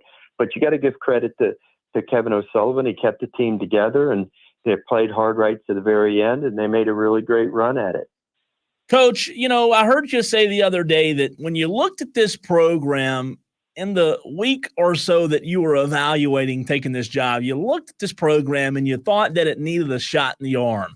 What specific areas, in your opinion, were lacking that you feel like you can help this program to take them to the next level? Well, that's a hard question to answer because, you know, I wasn't around the team and didn't pay that close attention to it. And I think Mark Kingston's an outstanding coach, and I'm glad he got right back into it at Creighton University. But, you know, every coach has their own style of managing people. And I have my own style. And I hope that style creates a lot of positivity among the players and gives them confidence. But it's also a style that requires the players to work extremely hard at the game. And I'm not an easy coach to play for sometimes because I expect players to give their very best effort every day in everything that they do. And so I put a lot of pressure on them in practice. And hopefully by having a disciplined team and putting pressure on them in practice, that in the biggest games or at the most critical moments of games, that they'll have the composure and poise to be able to get the job done. And, you know, I guess it's worked fairly well throughout the last 4 decades, and hopefully it'll continue. Coach, I know you got some time constraints here. I want to get a quick prediction from you. Tennessee, Texas A&M. Who you got? Well, I can tell you who I'm rooting for. One of my former players at LSU and also an assistant coach for me at LSU is the third base coach and recruiting coordinator for Texas A&M. So, you know, I guess my heart is rooting for them because I'd like to see Nolan Cain get another ring. He got one as a player with me at LSU. But it should be a great series. Obviously, Tennessee's been one of the premier programs in the country the last 3 years or so, and Tony's done a really super job. So, you know, it's SEC against SEC. I know one thing for sure that I can predict is we're going to have a new first-time national champion this year, and it's amazing how many SEC schools now have won national championships. You know, when I came to LSU, 2007 was my first year. The SEC had won. The SEC had won 6 national championships, one by Georgia in 1990 and 5 by Skip Bertman coach teams. And then we won in 2009. So at that point, it was 6 by LSU, 1 by Georgia. But since then, just look at all the SEC teams that have won a national championship. Vanderbilt's won 2, South Carolina won 2, Mississippi State won, Ole Miss won, Florida won. I don't know if I'm missing somebody else, but it just shows that the balance of power in the Southeastern Conference is better than it's ever been. Every team is great. Coach, we appreciate your time and really look forward to talking to you again soon. And listen, we hope you can get some rest. We know you've been busy up at the office late. You have Lake Murray in your backyard, so maybe you'll have some free time soon. We appreciate you, Coach. Appreciate being with you guys. And honestly, I didn't mean to offend anybody in the upstate. I didn't know what the upstate was when I started that press conference. I didn't know. I'm just trying to be coached and figure everything else out. We love it. Yeah. I'm looking forward to the Clemson series as well. You may have offended somebody, Paul, but we absolutely loved it. Keep bringing it more and more and more. Okay. Thanks, Coach.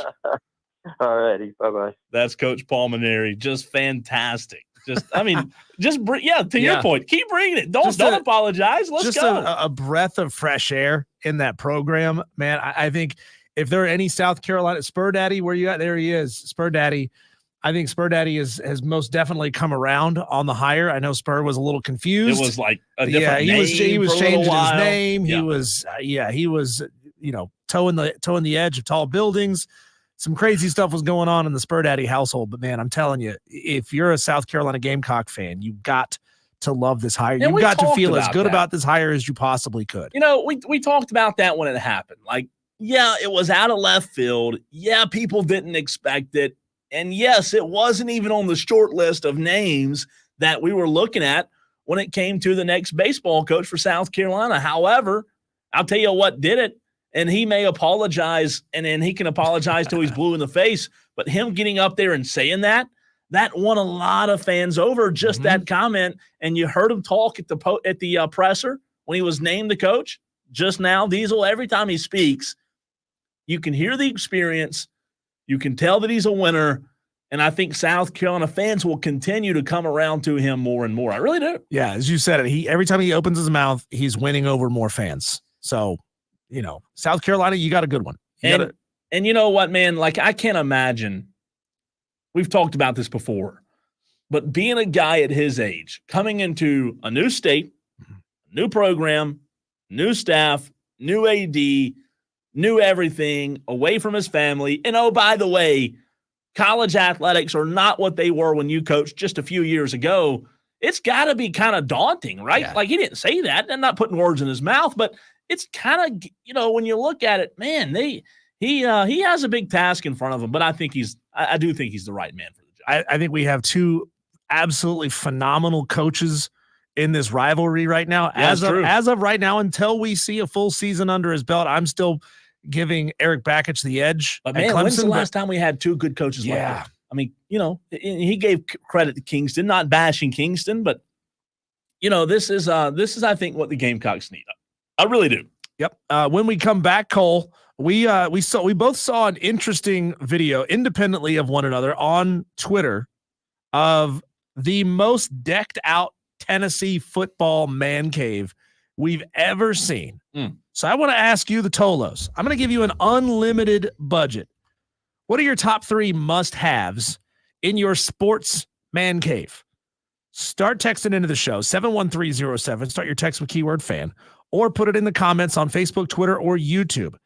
Unlimited budget, your top 3 must-haves in your man cave, and we'll tell you all about this Tennessee man cave that just will blow your mind when you hear what this guy has set up. That's coming up on the other side on the Fan Upstate.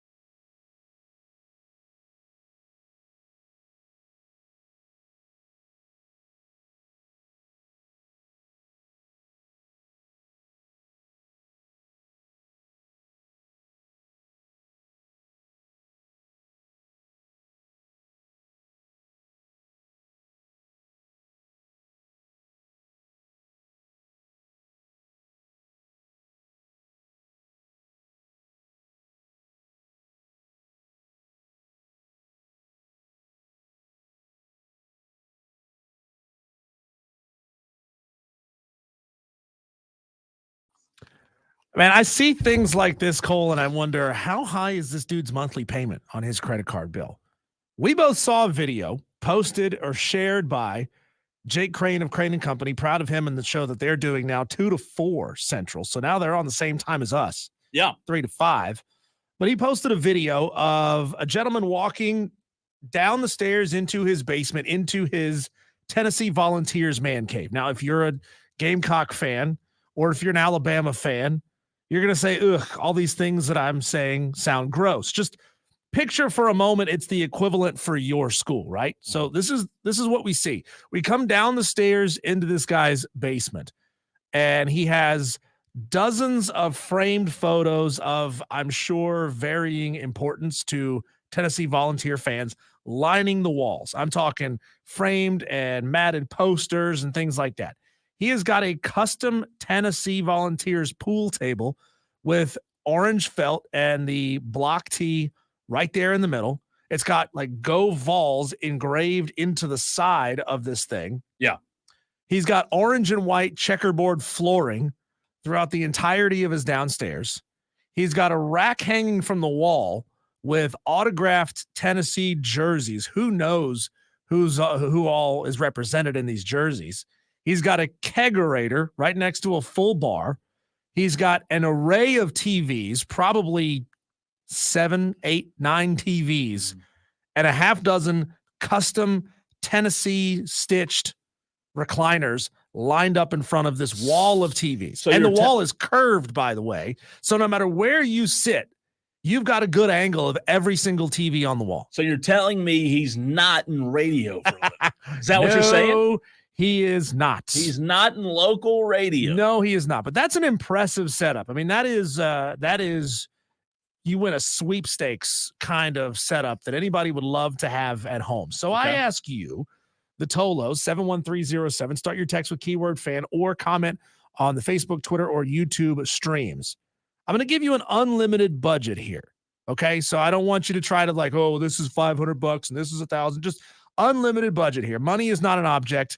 Top 3 must have commercially available items in your man cave. So, you can't say, I want to have Scarlett Johansson in my man cave. You can't have that. She's not commercially available. Yeah. Okay. So I would like Cole's first. We'll get to some of these Tolo submissions as well. And then we'll get to mine after that. How about that? It's a great question. Only have 3. I think the first one would be, I don't know if you've seen these, but I have started seeing more and more of these lately within the last few years. It's in the center of the man cave. It is a mini jumbotron. So you have, or a mini scoreboard rather. Like the one that hangs down from the ceiling? So it hangs down. What? Okay. And you have a TV, That's TV. a thing? Oh yeah. A TV and a TV, 4 sides, sometimes even more than 4.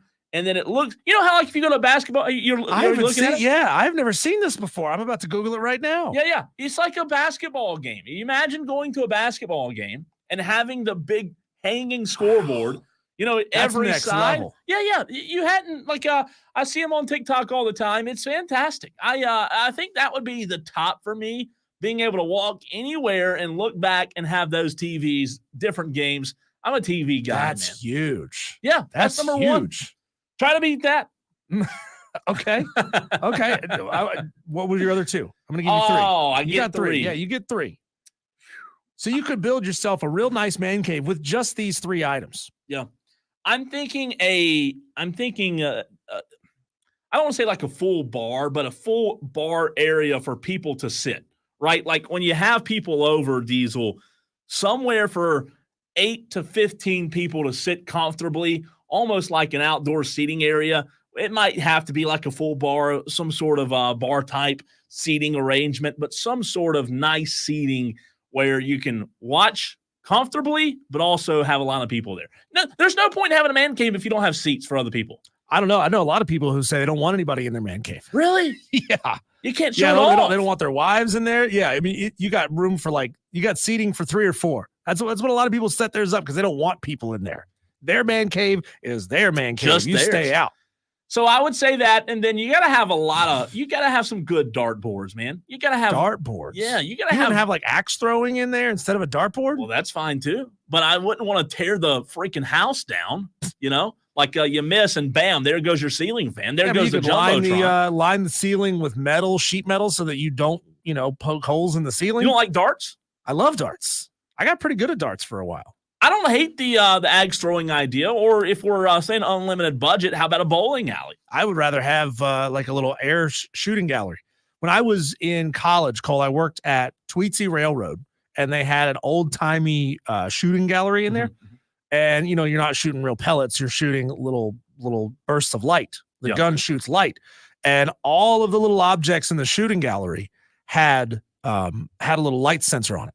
So, for example, there was the piano player, and he had a little target on his butt. If you shot him in the butt in just the right place, he would wake up and he would start playing the song, right? And then all of the other items all over the place would start to move. So, I mean, I think that's better, right? Having a that sounds gallery. legit. And I just now thought of that. So, I mean, I wish I could add it to my list, but it wasn't already on there. So I can't add it to my list. I would have as my top 3 items, Cole, I would have an array of TVs to basically copy this Tennessee fan. I would like to have an array of TVs so that I could watch every single game that was on that I wanted to watch at any given time. I mean, I want all of them.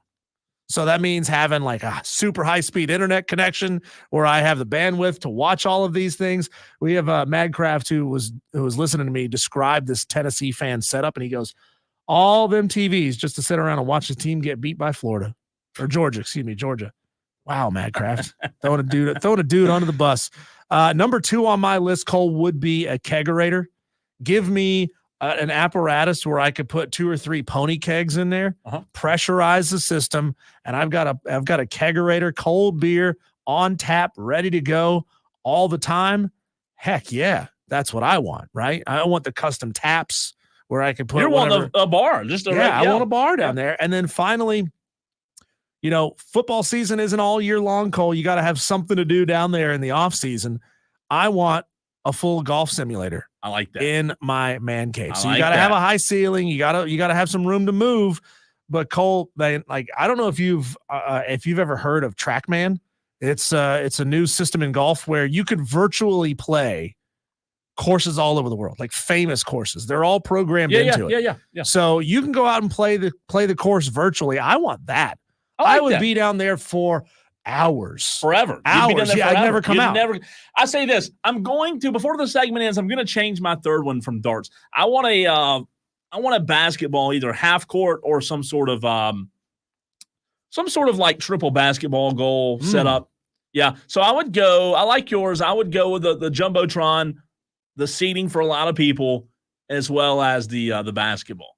Zach asked earlier, Coles must have to include Cowboys stadium seats. I wonder, Cole, do you have a pressure washer to be able to wash off all the tears of disappointed Cowboy fans? Not funny. You wouldn't want to get those things in soiled, would you? You'd want to wash them off first. Steven says the first thing I would have is a replica Willie B trophy case to display all the football trophies the Gamecocks have won. Oh, wait. Steven taking shots. Steven, couldn't you just do that with a shoebox? You could. No point in having a trophy case. Zach likes your golf simulator answer.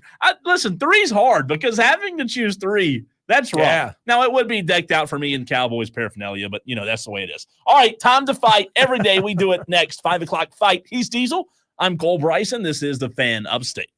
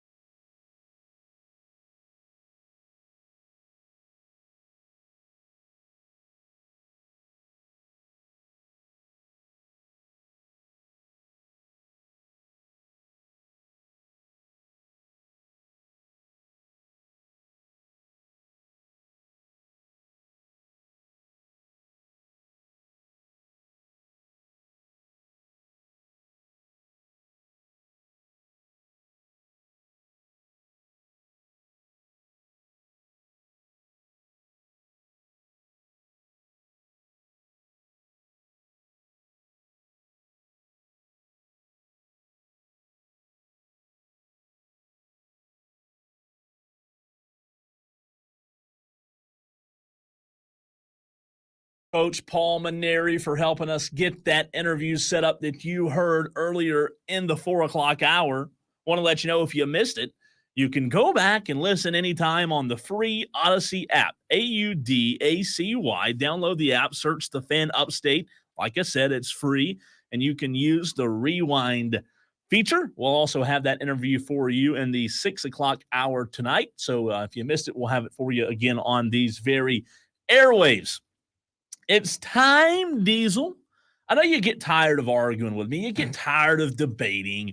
It's getting old to lose. No, actually, that's me. I've been on the bad end of things lately on the 5 o'clock fight. But it's time to do what we do each and every day on this program at 5 o'clock. It's an all-out slugfest, and nobody's leaving unscathed. 3 topics, 1 winner. It's the 5 o'clock fight on Wire to Wire with Diesel and Cole Bryson on the Fan Upstate. If this is your first time tuning in to Wire, the 5 o'clock fight's very simple. The rules are there's 3 rounds. Diesel and I must disagree in all 3 rounds. It's your job to TOLO. That stands for turn it on, leave it on. It's your job to decide who wins and who loses. You can text the show 71307. Start your text with the word fan. We're also live on Twitter, Facebook, and YouTube. Let's get it started. Round 1, fight. Diesel, this is a topic you and I have talked about many times before, and I believe that every single person listening has a side to choose here. Electric vehicles, yay or nay? What does Diesel say? Yay, but not because of what they are now, but because of what they will be as this technology continues to advance. Okay. Look, there's a lot of people out there who have very, very viscerally negative opinions about electric vehicles. But I don't know if you are aware of this, Cole. Modern internal combustion engines still basically suck, right? And I'm not talking about the high performance, the Dodge Hemi engines, the ones that they put in the Demons and the Hellcats. Those are incredible. But most modern internal combustion engines that go into cars, Cole, are really only about 40% efficient. That means 40% of the energy generated from burning gasoline actually creates motion. 60% of it is lost to evaporation. It's lost to exhaust. It's lost to heat coming out of the engine, all of those things. So as good as modern ICE engines are, and they've been around since 1860, the best we've been able to achieve and put into passenger vehicles is about 40 to 45% efficiency. I know that EVs are not there yet, but realize EVs have only been around seriously since the mid-2000s. We've only got about 15 years of these out on the roads. So they may suck now. They may take too long to charge now, but eventually they're going to be pretty good. I hear you. I'm going to disagree. I'm going to say nay. Heck nay. Heck no on the electric vehicles. My reasons are, look, the batteries, they use some rare metals, right? There are not many charging ports available. They're expensive to buy. They create a lot of emission. You can't drive as far in an electric car. Listen, I'm not saying that one day, I'm not even saying, Diesel, that I'll always be opposed to it. I'm just saying right now I'm opposed to it. I think 30 years down the road, EVs are going to be awesome. Well, they may be. Assuming they're still on the road and we haven't come up with some other technology. And I may change my mind 10 years from now. 10 years from now, I may say in 2034, look, I'm coming around to the electric vehicles. I just don't know, if I have a long way to go through the woods and I need an electric truck to make sure I can get from one end of the property to the other and through the mud and all. There's a lot of skepticism. Well, the answer ain't the Cybertruck, because that thing is dumb as hell. I saw one the other day in Boiling Springs. You're like, oh, there's the biggest dumbass in town driving the Cybertruck. I was fascinated. Have you seen one yet? No, I'm surprised you haven't just wrapped your car in tinfoil so that you could look like a Cybertruck. I saw one pulling out of the gas station, and I was like, wait a minute. Why is he pulling out of the gas station? Yeah. Maybe he went to get some tacos. I drive 15 miles round trip every day. I would never have to buy gas. I am so excited for that, right? I am so excited to have a vehicle that I don't have to put gas in. But it's the issue is that your longest ranged EVs right now are about 400 miles, and that's long range. Most of them are not even there yet. So it's going to take some time. This technology is going to continue to advance. You know, the problem is, like you said, they got to build them with dirty ass cobalt, nickel, and things like that. And the process to get all that stuff sucks. It does suck. And then they still have to burn fossil fuels to create the energy. I mean, they could, I guess, use solar or wind power or water turbines to generate that energy. And then that's clean energy, right? Then it would be clean energy going into your electric car. But as of right now, there's not a lot of that. It's mostly fossil fuels. Like I said, I'm opposed to it now. One day, maybe. I'm not promising anything. I'm just saying maybe one day I'll come around to it. 71307. Start your text with the word fan. It's time. I'm at least willing to try new technology. Yeah, There's a I lot am of people too. out there who say absolutely not, would never. No, I'll try something. I'll let you Have fun getting 12 miles to the gallon. Hey, I'll when you get one, I'll try and see how you like it. I'm Then not I'll even going to let you in that thing. You already broke a strap That's in my true. Jeep because you've never That's been in a true. Jeep before. First time ever in Yeah. Diesel's Jeep, break the strap. But I did replace. Did you get the strap, by the way? I did. I never haven't put it asked on you yet. that. I haven't put it on yet, but You I've got had, it. had anybody ride with you in the? No, not since. Not since. All right, let's get it started. Round two. All right, round two. I like this one, Diesel. Top of your sports bucket list. You get to run the bases at your favorite MLB stadium or run a kickback at your favorite football stadium. For me, this is very easy. The bases, what am I going to do at a base? And listen, I like baseball, but the bases just kind of, they don't turn, that doesn't get me going. There's nothing about that that's exciting. I run the bases, wahoo, shoot a fire. Who cares? I want to run a kickback. The most exciting play ever in football is a kick return, which we're not going to have anymore, right? Run a kickback. That would be. Can you imagine? Which, by the way, I have done that. I have ran on my favorite team's field, which is phenomenally amazing to do. I haven't done it at the college level, but at the pro level, I have been on my favorite team's field a good bit, and it's absolutely fantastic. I've been on my favorite college team's field many times. It's great being down there, and it's like, whoa, this is what the players get to see every single day. So because I've already done that, Cole, I want to run the bases. Put me out there, and I'm going to fake the whole thing, right? I'm going to be at home plate with a bat. I'm going to swing, and then I'm going to run the bases. You're gonna do the what? Like I just hit the ball, right? And I'm going to raise the hand up in the air. I'm going to toss the bat. I'm going to trot the field. They're going to shoot off the fireworks. And I'm going to do this at Charles Schwab Field in Omaha. I didn't expect that. Yeah, that's where I want to do this. Look, I would have loved to have said old Fulton County Stadium. I would have loved to have said old Yankee Stadium, but those don't exist anymore. So you can't choose those fields anymore. I would love to say old Rosenblatt, but no, I want to do this at Charles Schwab. Chris Phillips woke something up in me last week, and I got to do this. This is Diesel right here, man. He's standing there with his glove, and he's got his bat, and he's asking, put me in, coach. And for those on the stream, I'm sorry you can't hear it. You're not allowed to. I would do the slow motion trot. Oh, if I had a video of you slow motion to this song, that'd be fantastic. Those watching on the stream are seeing it right now. Well, they can't hear. They can't hear it. We have copyright. This is what Diesel's saying.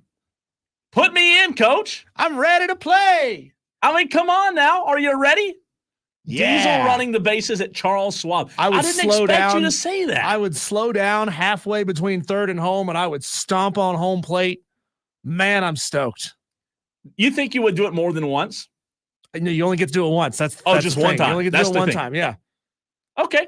Listen, I think it'd be cool to do at a major league stadium. I don't know that I'd go college, though. I think somebody'd have to toss you the football, Cole, because I don't know that either one of us, without considerable practice, could actually field a punt. I love to try. Way. I love to No try, way. man. You'd have to put some pads on me because you know how much that would hurt. You think Catching so? a football, catching a football from as far as that thing comes down, I would love that would to hurt like try. hell. You talking about just right here? It hurts. Yeah, just right in the breadbasket. Right in the chest. Yeah, the old bird cage, as they say. All right, round two. Diesel says run the bases. I say run a kickback. I like the answer, but I have to choose. I'm going 100. Yeah, I may like, be, there's nobody out there trying to tackle you. Okay, like you're just having fun, right? I may You're need just having oxygen. fun. You know, Could you run 100 yards? I could do it, but I'd rest in the end zone. I'd rest. You'd have to stop it around the 30. All right, it's time for Final round. Fight. the final round. If you're on the fence, this is where you decide who wins and who loses. 71307. Diesel, you need an answer from someone quickly. I mean, like, bam, quick. They might not have time to get a full sentence out there. What do? Do you call or do you text them if you need a quick answer? I can't stand the text-only generation. I'm calling somebody because to me, a phone call denotes urgency. If I'm calling you, I need an answer to the question right then and there. I don't want to text you, sit around and wait, hope that you have your phone in your hand, hope that you've seen the message, hope that you don't have it on vibrate, and that you actually see it and bother to text me back. A text means that I can answer you back Anytime. at my own leisure, That's right. or you can answer me back at your own leisure. If I'm calling you or if you're calling me, I'm going to assume that it's important and that you need an answer right away. So I am calling always first. It blows my wife away, Cole, because I think the other day I called you or I called somebody. Yeah, And she goes, what? You just call people out of the blue? Who does that? I do it all the time, but if I need a quick, I put a T on quick. Just if I need a quick, swift answer, I'll just shoot a text. Really? I'll shoot a text. Yeah. Really? Now, don't hear me say I don't like talking on the phone. I would rather, like, let's say, for example, if you and I tomorrow were going kayaking, I would rather call and plan it out and say, hey, where are we meeting this time? Okay, we'll see you then, rather than text. But if I need a quick answer, yeah, I'll shoot a text. Let us know where you side on that one, 71307. And if you just get the gumption to suggest a fight, you can do so. What do you want Diesel and Cole Bryson to fight about next? If you've got an ass, I'll kick it. Submit your topics to Diesel at thefanupstate.com. Subject line, fight on the Fan Upstate. It's time now for you to let us know who wins and who loses. I will admit, lately I've been on the wrong side of things. So get those text fingers ready. Or if you want to be like Diesel, guess what you can do? Yeah. You can call us. 844 Ring, fan ring, phone. ring, ring. I don't understand these We people. need an who, old-fashioned ringtone. Yeah, the people who look at a phone call like it's an annoyance. Like, ugh, I don't want to talk to you. That's what's wrong. That's what's wrong with this country. Everybody's like, screw you. I don't want to talk to you. Send me a text. It's impersonal. Nah, we need more. We need more person-to-person being in touch. You think our boss does that when we call him? Like, oh God, probably. I called him 2 days ago, and he goes, "This is how he answers the phone. He doesn't say, 'Hi, Diesel. How's your morning going? How can I help you like today?'" Grits with that? He goes, "You're not calling to ask for time off, are you?" I said, "No." He goes, "You better not have a problem." I said, "Well, I do have a problem. What do you want?" Or when Diesel calls engineering. Oh God, here's this guy again. This jagoff. So let us know. I will start it off with a text from the 884 Diesel. Bo chimes in. Tolo Bo says Cole with a triple today. And he also says savor it. There you go, Savor Bo. the triple. It might I not like last Tolo long. Bo. I like that. You like that? Tolo Bo. Your new Tolo name is Tolo Bo. Tolo Bo. Tolo Bo. That's how one word.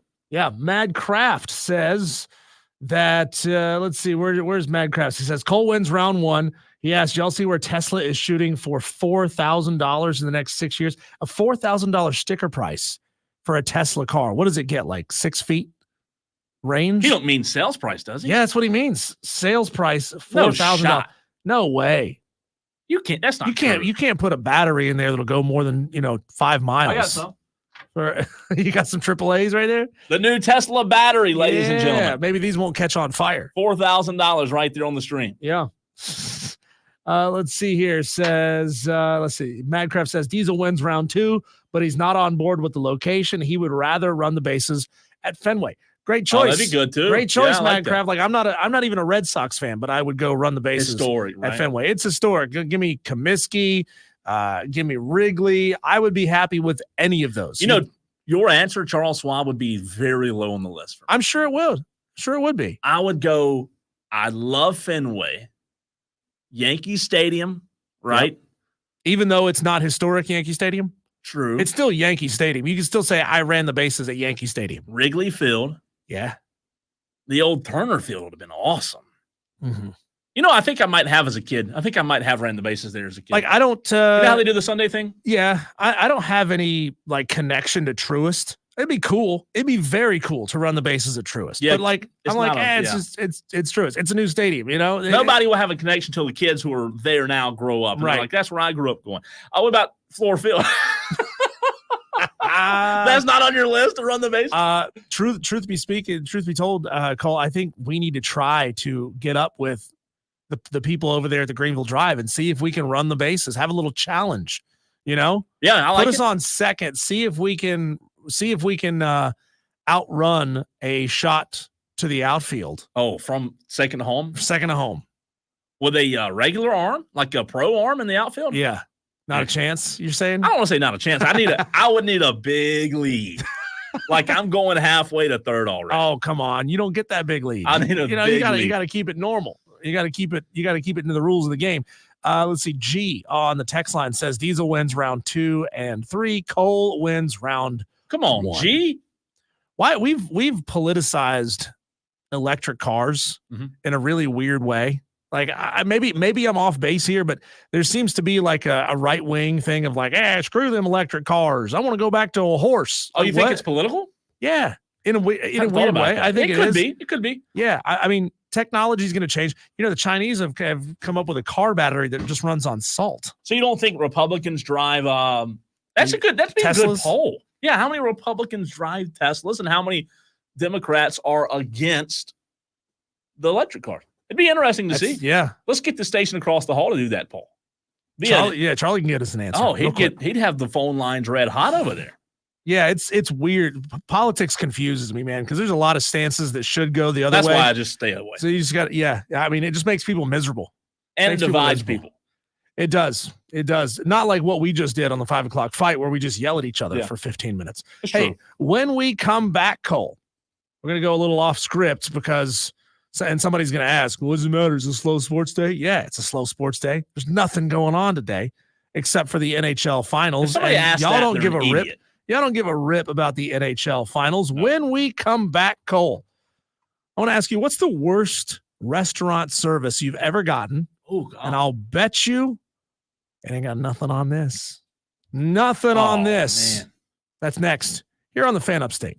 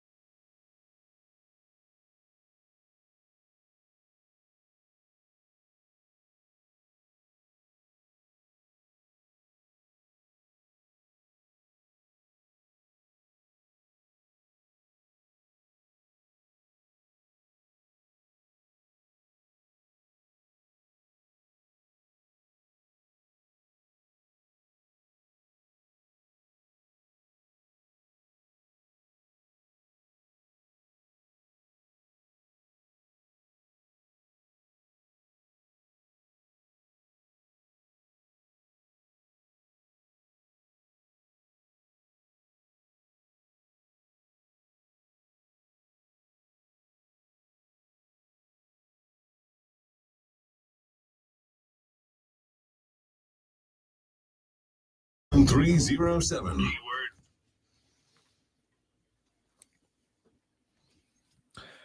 Remember how I told you a couple of weeks back, Cole, that I don't eat at a lot of fast food joints because I think they're gross?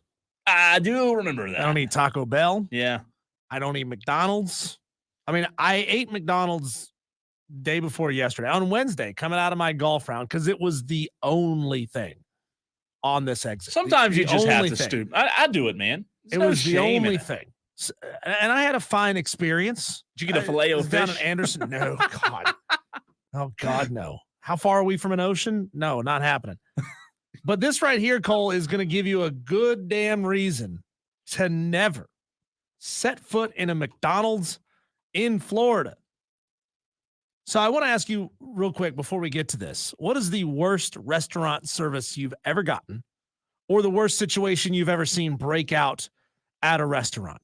Because this story comes out of a McDonald's in Florida, Cole, where a 22-year-old McDonald's employee was upset about a drive-through customer's behavior. Okay.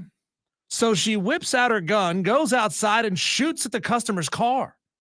That's one way to do it. Yeah. Reminds me of Medea. Have you seen Medea, the Medea movies? I didn't. Well, no, I haven't seen them. Medea movies is very similar to that. Now, she just drives through. So it sounds really bad. Sounds really bad on the employee. Her name is Chastity Gardner, 22 years old. Sounds really bad. Employee gets mad at a drive-through customer, goes outside and opens fire. But jeez, to be fair, Cole, when you look at the security footage of what happened, this wasn't exactly like a Christian couple on their way to Bible study who said, "Excuse me, ma'am, I didn't get my hash brown." Sure. These customers got out of their car, came to the window on foot, opened it from the outside, started grabbing items from that they could reach right there inside the window, throwing them, and they were throwing drinks in through the window. Probably not advised, right? Yeah, and one of them, a female's boobie popped out. During the situation. But the employee walked outside with her gun and started shooting. Fortunately, shots only hit the customer's car, but not the people inside. So here is a quote from this. This happened in Orlando. Shocker again that these things happen in Florida. Something about Florida. It's like the heat. It just drives people nuts. They do weird things.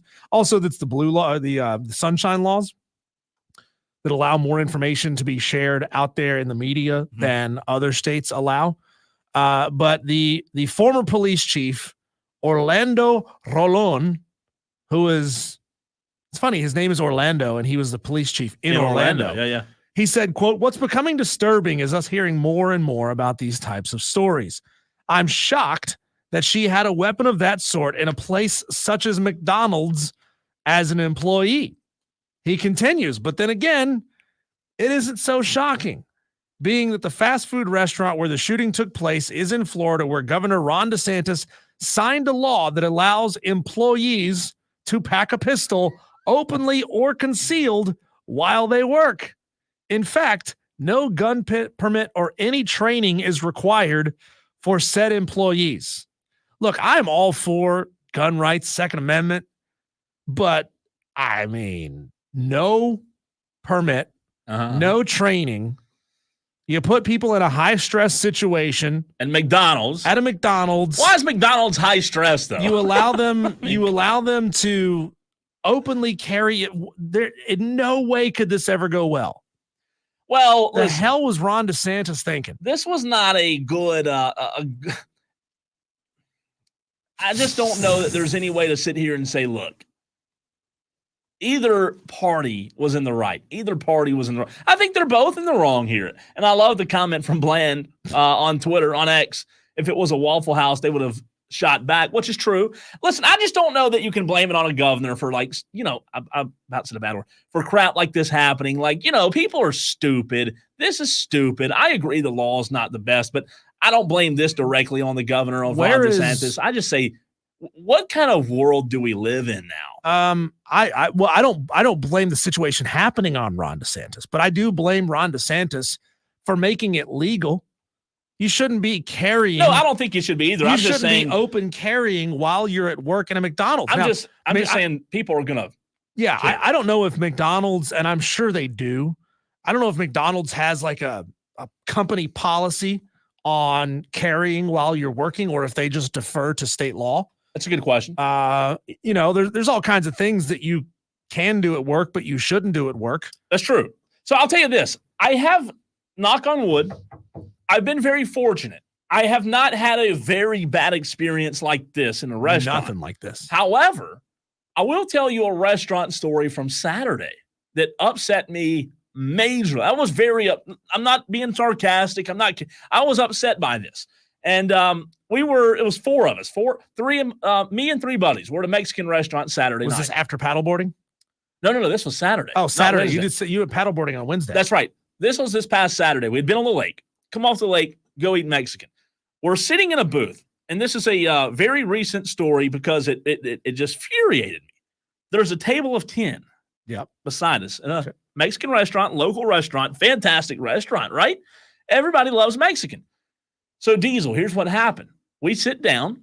The waiter comes over to us. Very nice guy. I go there all the time. It's right beside my house. In fact, it's where you and I broadcasted from the Gamecock Club that day. Remember the restaurant? Yeah. The waiter comes over, and a buddy of mine says, "Hey, man, what's up?" Ask him like, you having a good day or something like that. Well, the waiter says, the server looks at us and says, "Well, I was until just now." The party of 10, the guy who was sitting at the head of the table, he was former military active, I'm not sure, but he was in the military, which I appreciate the military. Don't hear me wrong. However, the guy at the head of the table who was in the military asked the server, he said, "Hey, do y'all have military discount?" And the server said, "No, I'm sorry, we don't." Not the server's fault, right? Sure. It's a Hispanic Mexican restaurant. A lot of them probably don't. I don't know. I'm just saying this one didn't have a military discount. If you're in the military, it's worth asking. You never It's know where worth you can asking. get 20% off. Here's where I had a major issue. Here's where I became upset. The guy who served in the military, when the server told him no, he looked at him and said, "Well, there goes your tip." And on a 10-table seat, on a 10 party table, the DA, the jerk, left a $0 tip for the server because jackass. They did. Yeah, absolutely. That infuriated me, man. I was so mad. Like when he told me that, who cares if you're in the freaking military, man? You don't treat like it made me so mad that night that my buddies were like, "Dude, let it go." It just really pissed me off because like, come on, man. It doesn't matter if you're in the military or not. I don't know this guy. I guarantee you he didn't do anything in the military. I guarantee you he served some half-ass tour, in the rear with the gear kind of guy. Sitting in an office. In this entitled state of mind of I served in the military, so you should give me something for free. Yeah, I hate or the you should give me a man. discount, and if you don't, I'm going to take it out on you. That's just such a jerk move. I was so mad, man. Look, I know plenty of people who served in the military, and those who dealt with hard times while in the military, 99.9% of them are calm, respectful people. But to go this move and have the entitlement, I mean, to me, that's worse than stolen valor. It is. That is worse than what would you have done if you were the server? If I was the server, I don't know. I would have hoped, Diesel, that in that state I would have kept my cool, but I don't know that I would have. I might have said something I shouldn't have. Like, screw you and your you know what I mean? Like that just made me so mad. As you said, it's the entitlement that I hate. Yeah, I don't know. I mean, being put when you're talking about a table of 10, you're talking about minimum a like $200 bill. Sure. Close to it. So right? you're expecting 20% off of that. So you're expecting probably a $30 to $40 tip off of that table. And you just say, "Hey, sir, it's not my fault. It's not my policy. It's the restaurant's policy. To my knowledge, we don't have a discount for military. We appreciate your service, but you should appreciate mine as well." For sure. I've just, I will spend. It's not my fault. Right. I will spend an hour waiting on this table. I am serving you just as you served me. It's pitiful, man. Like it made me so upset. And you and I have talked about it on this show. It's just like, I don't care if you're military. This is Cole speaking. My opinion, not the state. I don't care if you're military, law enforcement, whatever you do, lawyer, doctor, nurse, great. Republican, Democrat, black, white, Mexican, whatever you are. There's two types of people in this world, Diesel. Respectful and, as you said just a minute ago, a-holes. Yeah. There's two. It doesn't matter what your profession or your political affiliation is. You either treat people right or you don't. Right? Bottom line. Bam. That's all there is to it. Yeah, and we've made somehow, Cole, we got off on the wrong foot. We've made being a jerk a desirable personality trait. God. Like we've turned it into something that people are happy to announce to the world that I'm a jerk, right? I'm a jerk and I treat people like crap. They love it. And I don't understand that. I don't understand wanting to treat people like crap. It's like you were always a jerk, but now you feel justified, or now you feel free to openly express it. I mean, like, come on. I don't know if and you don't have to answer this question if you don't want to.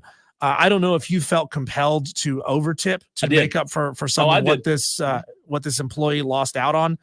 But I mean, that's just a jerk move. And I hope that jackass is listening to this show. I hope he is, man. I hope he is. Texter says the term for those guys is REMF. Rear echelon mother, you can figure out the rest. A stain on society for the rest of our veterans, says Alan B. Great text, Alan B. I love that. Let's see. Another text just came in. You could have played it off, and maybe this would not fly well because it would be stolen valor on your own part. But if you had heard it, be like, you know what? I'm going to stand up and I'm going to tip you double to cover this guy not tipping you. Without a doubt, if I'd have heard it happen, I would have said something. I would have. Is that right? Maybe not, but I would have done it. Texter from the 915 says, I served in the military, and the military is just like the civilian society. You have your 10%. They don't know how to act, commit crimes, and so on and so forth. Not surprising to hear that happen. He's right. The military is just like a team.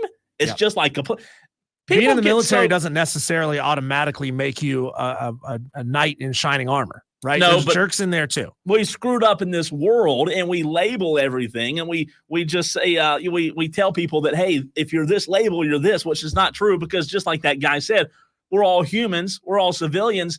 We think, if you're in the Republican Party, you're this. If you're in the Democratic Party, you're this. If you're black, you're this. We've screwed up by putting labels on people. That's where we went wrong. Yeah, I support police officers, but I know full well that there are jerk police officers who take their job well over the top. Yes, right? Scotty. Yeah, exactly. Exactly. Those people exist. They get on a power trip, probably peaked in high school. They did. Yeah. Peaked in high school.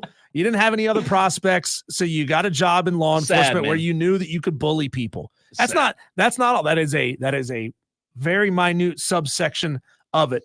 But if you're in law enforcement, you probably know a few people in your precinct who act that way. I didn't mean to get off on a tangent, but I'll say back to your, this was a tangent kind of topic. That's what it was. And to your point about the disagreement in a restaurant, I never have a deal with a firearm in a restaurant. But I'll say this: I've been to Waffle House enough to see, like, I don't want to say fights, but disagreements. It happens. Yeah, if you go there enough, night, drunk people, they're going to get in fights. Yeah, I mean, if you go there enough at night after a football game, you're going to see people upset about it.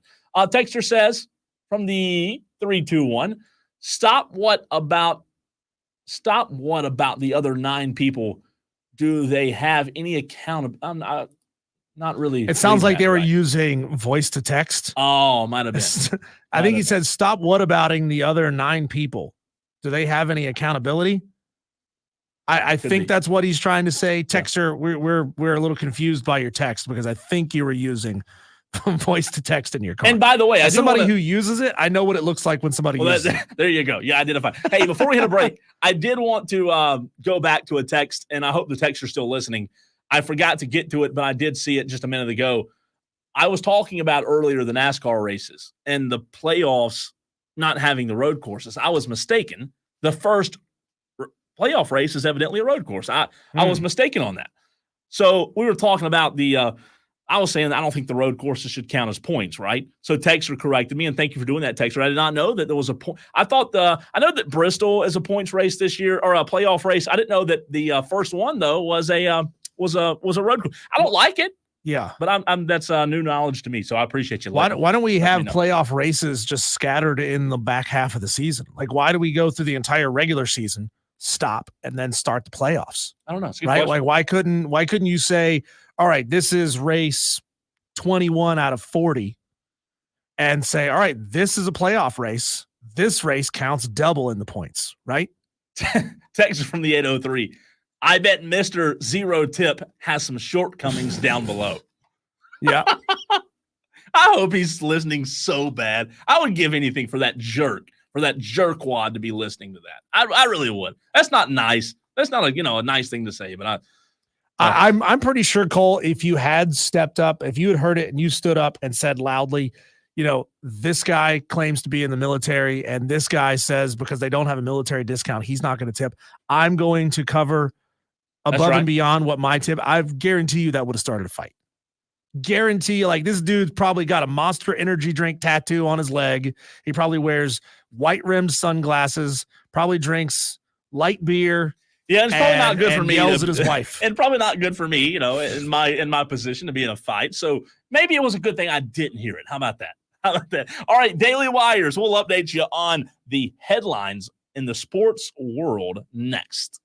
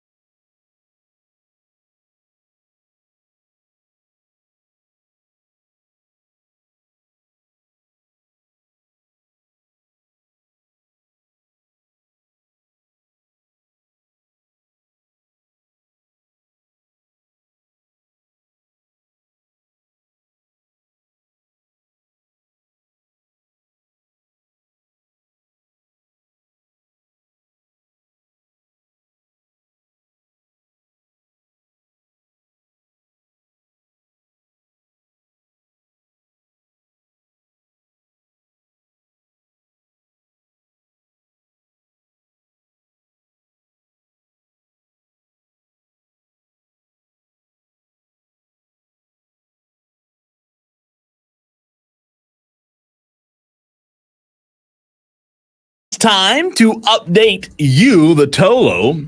That stands for Turn It On, Leave It On. That's what we encourage you to do on this program. It's time to update you on what's happening in the sports world. We call them the Daily Wires. Bzzz. One more time. Bzzz. I just like it so much, I want to hear it again. Bzzz. That one kind of hit with the Bzzz. music. Bzzz. Bzzz, bzzz, bzzz, bzzz. We're so, man, you can't find better radio than this. Try to find it. Try to find better radio than this in the freaking upstate. It's unbelievable. All right, Daily Wires. The NFL owners, Diesel, you put this one on in the rundown, are considering a separate quarterback salary cap in the wake of the inflating, I think inflating might be putting it lightly, quarterback salary market. Joe Burrow makes 25% of the Bengals cap. Yeah. Good idea or bad idea here? I think it's a great idea because, Cole, this is not a stat that I came up with, but only one quarterback has won the Super Bowl making more than 17% of the team's salary cap. Wow. And that would be Patrick Mahomes, because Patrick Mahomes is ridiculous, right? He is crazy, crazy good. Patrick Mahomes is also due, I believe, after the 2026 season to renegotiate his deal. And he's going to make a ton more money, right? If he's smart, he will take less money or not ask for a massive increase or ask for something that's a little less cash, and maybe when I retire, give me percentage ownership, give me a stake in the Chiefs. I'd have to see some more numbers on that. I'm not opposed to it. Yeah, It would help other positions, right? Yeah, it would help other positions. So basically, it would separate the quarterback salary cap from the total team salary cap, and it would cap that number, obviously, so that these contracts stop getting out of control. I mean, we saw Trevor Lawrence just get this massive deal, right? He's making the same amount of money as Joe Burrow. How do you expect to be able to sign great players around you when you can't afford it? No, you're right. So you either have to do one of two things. You either have to not sign that wide receiver that you really need to make your team better, or you gotta push the wide receiver market down, which is not happening. No. Or you got to let your competition get them instead. It sucks. Listen, if it give everybody an equal playing field, I'd be open to it. I don't want it, and I guess it would be, right? I guess it would have to be, but I'm not opposed. It's an interesting idea. I'd like to hear more about it, though. The Atlanta Braves, they open a 3-game series in the Big Apple tonight at 7:05, first game. Chris Sale on the mound for Atlanta. Don't you kind of feel like Reynaldo just pitched the other day? Chris Sale now. Tonight might be your best chance. Do you get Reynaldo back again in time for Sunday? Let me check. So it's Chris Sale going tonight for the Braves, which to me, Diesel, seems like a good shot for the Braves to win. Tomorrow on the mound is Charlie Morton. I'll take the Yankees tomorrow. And then Sunday is Max Fried. So no Reynaldo Lopez this weekend in New York. You know, I lived in New York City for a summer, and I never once went to a Yankee game. Really? Yeah. I've been to a Mets game there, but not in the Yankees game. I couldn't afford it. I didn't have time. So I got this internship through a family member, and I actually had to interview for that. He just made the contact. I had to interview and actually get the job. Sure. So I was right for the internship. I was right for the job. But my boss said, "Hey, you know, being an intern here is great, right?" She goes, "We got box seats at Yankees games. You're gonna love it." And then my school made me do so much work that I didn't have time to go to Yankees games. That's pitiful. Yeah. I had to log essentially a 9-to-5 job for an entire summer. It was like 300 hours that I had to log. Yeah, that sounds I would have loved to go to like day games, but living all the way in Brooklyn, I'm not going all the way to the Bronx for a Yankee game and then coming back after that game at night. It'd be rough. I don't know New York well enough to do that. Like, I'm not prepared for that kind of stuff. Have your McDonald's Me at like pistol. 21 years old. Yeah, exactly. I never got a chance to go, and I'm still mad at myself. I never got, and that would have been old Yankee Stadium. Oh man. Yeah, I know. Man, it's tough. Bummed. So the Braves tonight, 7:05, just not too far from now. The Braves will try to get Game 1, which would be big. Game 6 of the NHL Finals is tonight. Man, the Panthers had that one in the bag. They were up 3-1, and now Edmonton's got all the momentum they right do, now. man. So I'm gonna watch this tonight. I don't know if I watch the entire And this game match. is in Edmonton. Oh, is it? This is in Edmonton. Little home Game court. 7 will be Home ice. in Florida if they need it. Florida better they Yeah. better freaking win, because I mean Game 7, even though it'd be at a home game for them, it's tough. Oklahoma, Brent Venables agreed to a 6-year, $46 million extension.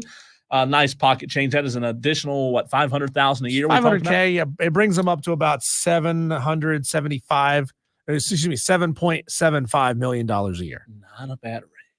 Not bad. I mean, it's only $500K though. I wonder. I wonder. No. I wonder what, if anything, Brent Venables learned from Dabo Sweeney, and a lesson that Dabo probably taught him, which was, if the head coach and you can spread that money around to your assistants. No, that's true. You have the ability to hang on to better assistants. Well, it's like I said earlier. Longer, that's what he needs to do. And listen, I don't know his staff. I'd have to look at it and see his Dodd, the DC, and OC, all that.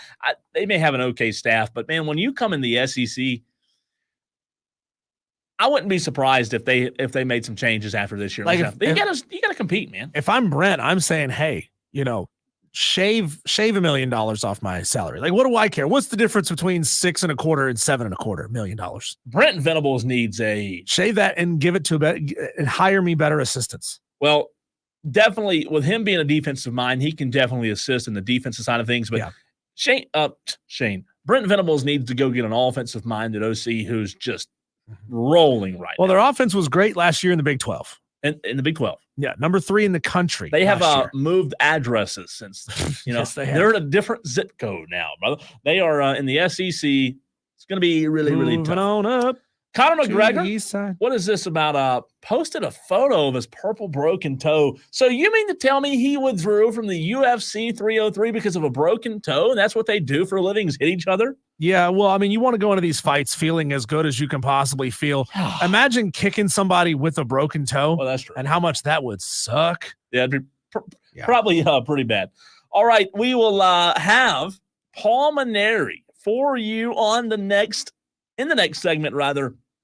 He will join us on Wire to Wire, the new head baseball coach at the University of South Carolina.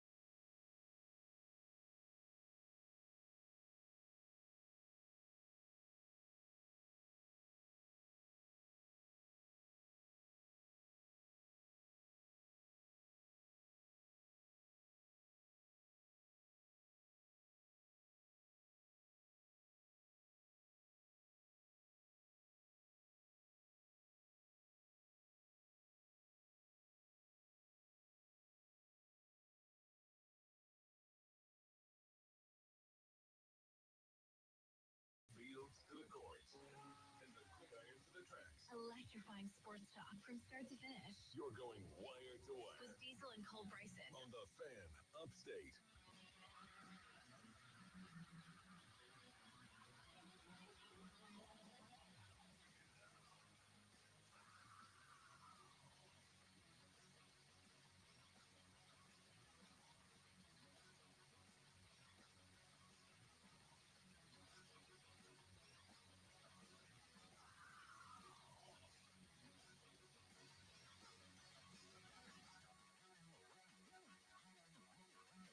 It is Wire to Wire, a Friday edition right here on the Fan Upstate as we bring in the new head baseball coach at South Carolina, Coach Paul Mainieri. Coach, we appreciate you taking time to join us today. What's it been like, man? The last few weeks have probably been crazy. Interviews, meeting players, meeting coaches, but I'm sure you're up for it.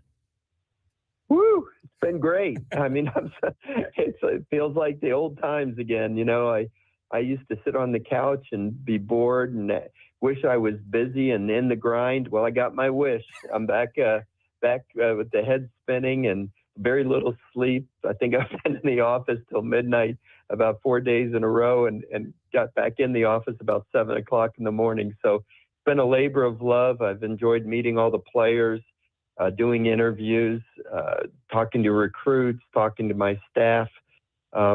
Just getting organized for this new school year. And I just feel like I've been born again. Let's go.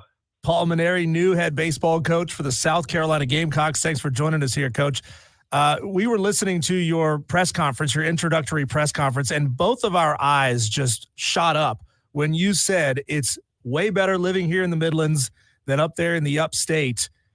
Did you know that line was going to cause such a ruckus?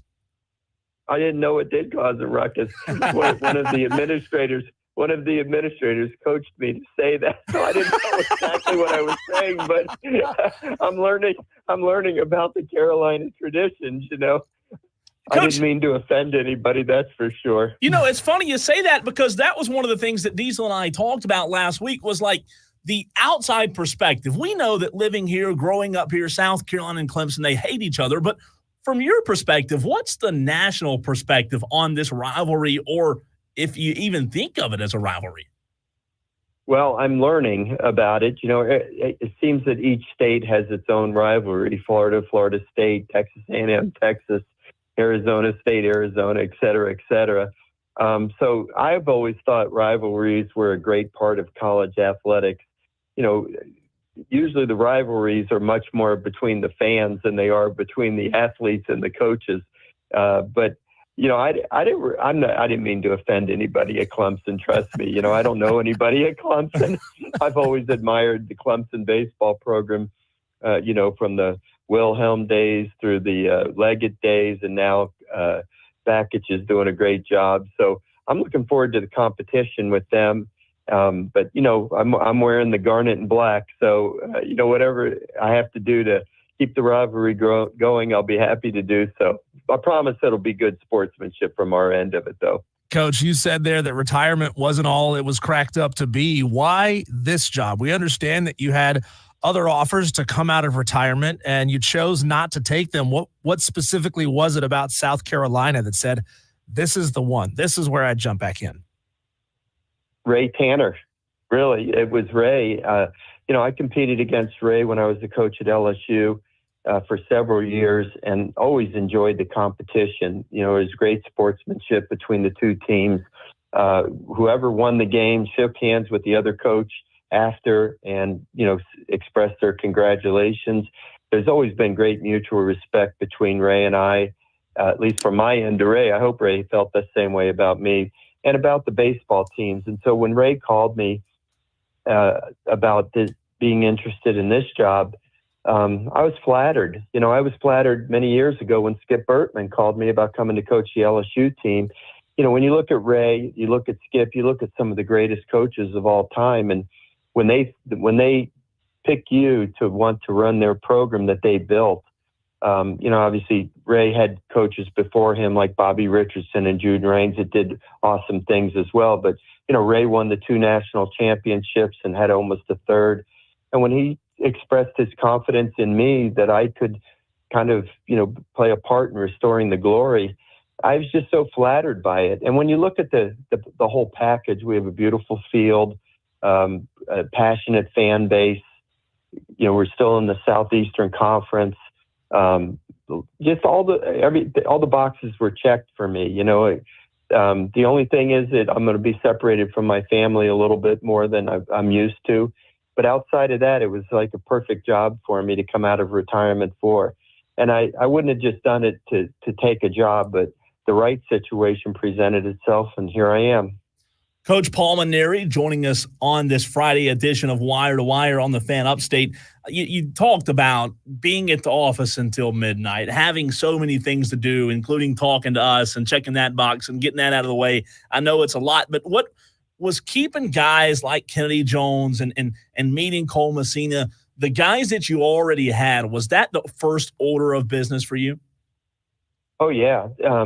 A big thing for me, the first biggest job I had was retaining Monty Lee onto the staff, because Monty is very well liked by the players. He's an outstanding coach. He's an outstanding person. I'm so happy that he's decided to stay with us. If he hadn't stayed with us, I don't know, with today's day and age with the transfer portal, if all the players would have stayed committed to South Carolina. We'll never know, but I'm glad we're not going to have to find out. But I think keeping Monty around was a very important thing. And then, listen, I had a nice visit with Cole Messina in the office the other day. My guess is he's probably going to get drafted high enough that he'll want to sign, and that's okay. I wish him well if that's what he does. But he did his job for South Carolina for 3 years, and he'll always be a part of this program. I think my first call, though, was to Ethan Petrie, to be honest with you, because I knew for sure he was coming back, and he's an outstanding young man, and I had a couple of good visits with him on the telephone. Of course, he lives down in Florida. He's not here in Columbia.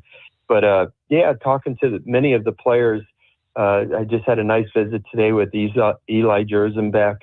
I think he's going to be an outstanding pitcher for us. And, I think there's talent here. Now, we need to hit the road and get some more kids to fill the roster. But, the goal is to put a very competitive team out there next February, and I think we're on our way to doing that.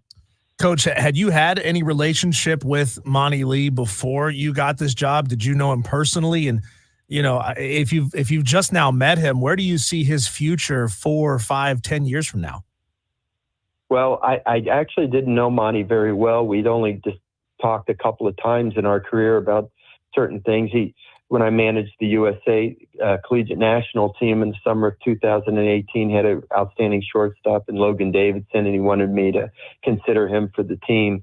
I had a player that transferred from from LSU to Clemson, and we discussed that situation once. But I had checked with a lot of people that knew Monty. They knew him from the recruiting trails and so forth, people that I trusted. And everybody, it was the same thing I heard from everybody. Outstanding coach, outstanding person. And then, of course, Ray Tanner was a big fan of his. And we obviously discussed, the value of him staying with the program in terms of keeping the roster together. And that's exactly what happened. But I wouldn't have kept Monty if I didn't think that our philosophies were aligned and that we could work together in an outstanding way. But I had about a 2-hour talk with him, and just about everything that we discussed, we were on the same page about. So I'm excited about having him. I think he's working so hard already. In the first week that I've been on the job, he's been on the road virtually the whole time, along with Terry Rooney, our recruiting coordinator. And I'm looking forward to working with Monty. Coach, for South Carolina Gamecock fans that are hearing you say that, what does the coaching tree, the coaching system now look like with having a guy like Monty Lee, who you just said has been on the road a lot already, and you being the head coach? Is it going to be a lot of bouncing off of each other? And can you talk about those roles once the season starts? Well, right now we're talking to each other on the phone about 10 times a day, I think, and many more text messages besides that.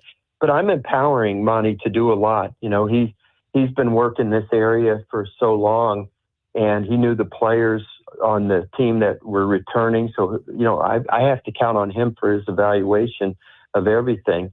When the springtime rolls around, we'll kind of, it'll be a work in progress in trying to kind of feel each other out as far as, where I'm going to let him decide things, where I have to, take the bull by the horns myself. He's an offensive-minded coach, as am I, but I also am really emphasize defense, fielding defense, because, the pitching staff, I think we're going to have a good pitching staff, and the only way that they can fulfill their potential is if you have good defense behind them. So I'll take a big lead in the defense area, and I'll be calling the shots during the game offensively. Just haven't really got that far down the road in discussing everything with the other coaches on how we're going to manage games. Right now, we're just trying to put a good roster together, and then we'll figure everything else out as we go down the line. Brand new head baseball coach at South Carolina, Paul Mainieri, joining us here on the Fan Upstate. I want to give the listeners a chance to hear you talk some ball here for a minute. How do you explain a team like Florida, who didn't have a phenomenal regular season, and they made such a deep run in Omaha and really impressed a lot of teams, even beat the team right here in the Upstate, Clemson? How do you explain a team that had such a relatively weak regular season being so good down the stretch? Well, they played a very difficult schedule. One thing about Florida is every year their non-conference schedule is really tough. I mean, they'll play a 3-game series with the University of Miami, and their midweek games are always against really good teams. I'm sure Kevin had a lot of new players this year, and he had to kind of figure out who he could count on, and that's always a work in progress. But you've seen this happen before. Ole Miss was the last team in a few years ago and ended up winning the national championship. We've seen 4 seeds like Fresno State win the national championship. I mean, baseball is a unique game. It doesn't always go to the biggest, fastest, best athletes. It's the teams that are playing well at a particular time. Conversely, you can have a great regular season. One year, my LSU team went to Omaha with a 57-9 record. We already had set the SEC record for wins in a season, and hadn't lost 2 games in a row the whole year, and went to Omaha and lost 2 one-run games, and we're 2-0. It's amazing how those kind of things can happen in this sport. But you got to give credit to Kevin O'Sullivan. He kept the team together, and they played hard right to the very end, and they made a really great run at it. Coach, I heard you say the other day that when you looked at this program in the week or so that you were evaluating taking this job, you looked at this program and you thought that it needed a shot in the arm. What specific areas, in your opinion, were lacking that you feel like you can help this program to take them to the next level? Well, that's a hard question to answer because, I wasn't around the team and didn't pay that close attention to it. And I think Mark Kingston's an outstanding coach, and I'm glad he got right back into it at Creighton University. But every coach has their own style of managing people, and I have my own style, and I hope that style creates a lot of positivity among the players and gives them confidence. But it's also a style that requires the players to work extremely hard at the game. And I'm not an easy coach to play for sometimes because I expect players to give their very best effort every day in everything that they do. And so I put a lot of pressure on them in practice. And hopefully by having a disciplined team and putting pressure on them in practice, that in the biggest games or at the most critical moments of games, that they'll have the composure and poise to be able to get the job done. And, I guess it's worked fairly well throughout the last 4 decades, and hopefully it'll continue. Coach, I know you got some time constraints here. I want to get a quick prediction from you. Tennessee, Texas A&M. Who you got? Well, I can tell you who I'm rooting for. One of my former players at LSU and also an assistant coach for me at LSU is the third base coach and recruiting coordinator for Texas A&M. So, I guess my heart is rooting for them because I'd like to see Nolan Cain get another ring. He got one as a player with me at LSU. But it should be a great series. Obviously, Tennessee's been one of the premier programs in the country the last 3 years or so, and Tony's done a really super job. So, it's SEC against SEC. I know one thing for sure that I can predict is we're going to have a new first-time national champion this year, and it's amazing how many SEC schools now have won national championships. When I came to LSU, 2007 was my first year. the SEC had won. The SEC had won 6 national championships, one by Georgia in 1990 and 5 by Skip Vertman coach teams. And then we won in 2009. So at that point, it was 6 by LSU, 1 by Georgia. But since then, just look at all the SEC teams that have won a national championship. Vanderbilt's won 2, South Carolina won 2, Mississippi State won, Ole Miss won, Florida won. I don't know if I'm missing somebody else, but it just shows that the balance of power in the Southeastern Conference is better than it's ever been. Every team is great. Coach, we appreciate your time and really look forward to talking to you again soon. And listen, we hope you can get some rest. We know you've been busy up at the office late. You have Lake Murray in your backyard, so maybe you'll have some free time soon. We appreciate you, Coach. Appreciate being with you guys. And honestly, I didn't mean to offend anybody in the upstate. I didn't even know what the upstate was when I started that press conference. I didn't know. I'm just trying to be coached and figure everything else out. We love it. Yeah. I'm looking forward to the Clemson series as well. You may have offended somebody, Paul, but we absolutely loved it. Yes. Keep bringing it more and more and more. Okay. Thanks, Coach. All righty. Bye-bye. That's Coach Paul Mainieri. Just fantastic. To your point, keep bringing it. Don't apologize. Let's go. A breath of fresh air in that program, man. I think if there are any South Carolina Spur Daddy, where you at? There he is, Spur Daddy. I think Spur Daddy has most definitely come around on the hire. I know Spur was a little confused. It was like a different name. He was changing his name. Yeah. He was towing the edge of tall buildings. Some crazy stuff was going on in the Spur Daddy household, but man, I'm telling you, if you're a South Carolina Gamecock fan, you got to love this hire. You've got to feel as good about this hire as you possibly could. We talked about that when it happened. Like, yeah, it was out of left field. Yeah, people didn't expect it. And yes, it wasn't even on the short list of names that we were looking at when it came to the next baseball coach for South Carolina. However, I'll tell you what did it. And he may apologize, and then he can apologize till he's blue in the face. But him getting up there and saying that won a lot of fans over, just that comment. And you heard him talk at the presser when he was named the coach just now. Diesel, every time he speaks, you can hear the experience. You can tell that he's a winner. And I think South Carolina fans will continue to come around to him more and more. I really do. Yeah, as you said it, every time he opens his mouth, he's winning over more fans. So – South Carolina, you got a good one. And you know what, man? Like, I can't imagine. We've talked about this before, but being a guy at his age, coming into a new state, new program, new staff, new AD, new everything, away from his family. And oh, by the way, college athletics are not what they were when you coached just a few years ago. It's got to be kind of daunting, right? Yeah. Like, he didn't say that. I'm not putting words in his mouth, but it's kind of, when you look at it, man, he has a big task in front of him, but I do think he's the right man for the job. I think we have two absolutely phenomenal coaches in this rivalry right now. Yeah, as of right now, until we see a full season under his belt, I'm still giving Eric Bakich the edge. But man, when's the last time we had two good coaches like that? I mean, he gave credit to Kingston, not bashing Kingston, but this is I think what the Gamecocks need. I really do. Yep. When we come back, Cole, we both saw an interesting video independently of one another on Twitter of the most decked out Tennessee football man cave we've ever seen. So I want to ask you, the Tolos. I'm going to give you an unlimited budget.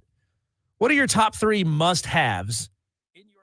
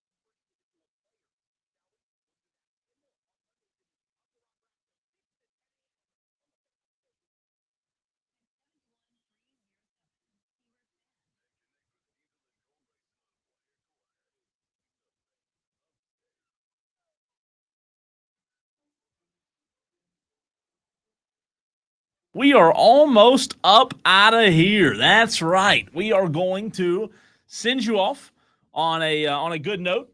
I like this text from the 203. Texter says, I was also shocked by the hire, but I have also come around. Great get for an interview and nice job. Listen, he was so nice. His answer of, I didn't know I ruffle feathers. Come on. He's too nice, man. How big did that thing go? I was trying to scroll back and find. What is that what you said? Yeah. I was trying to scroll back and find when was the announcement, Cole? Do you know the date? What day we had that? Was it last week? I think it was. You talking about the tweet? Yeah. The tweet of, okay, here it is. 50,000 people reached. I got it right here. He said, being in the Midlands is a lot better than being in the upstate. I can promise you that. We perceived it as Paul taking a little good-natured shot at Clemson. And he says, I didn't know, man. I didn't know it was going to ruffle feathers. I like it. Listen, we said it at the end of the interview.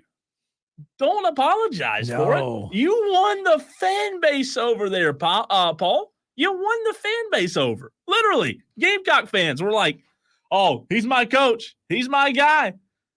We're all in now. So a lot to break down from that interview.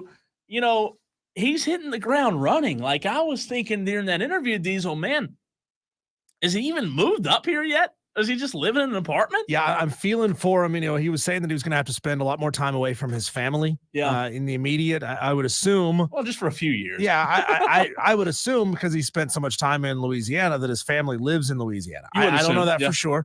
But he said he's going to have to spend some time away from his family. So they probably, either they're going to move up here or he may do the thing where he, rents a house or gets an apartment or something like that. I mean, he's going to get a bougie apartment, right? I'm sure the University of South Carolina has one or two. The university will provide, as they say. Cole, I don't know what this is, man. I got a new trending topic on Twitter.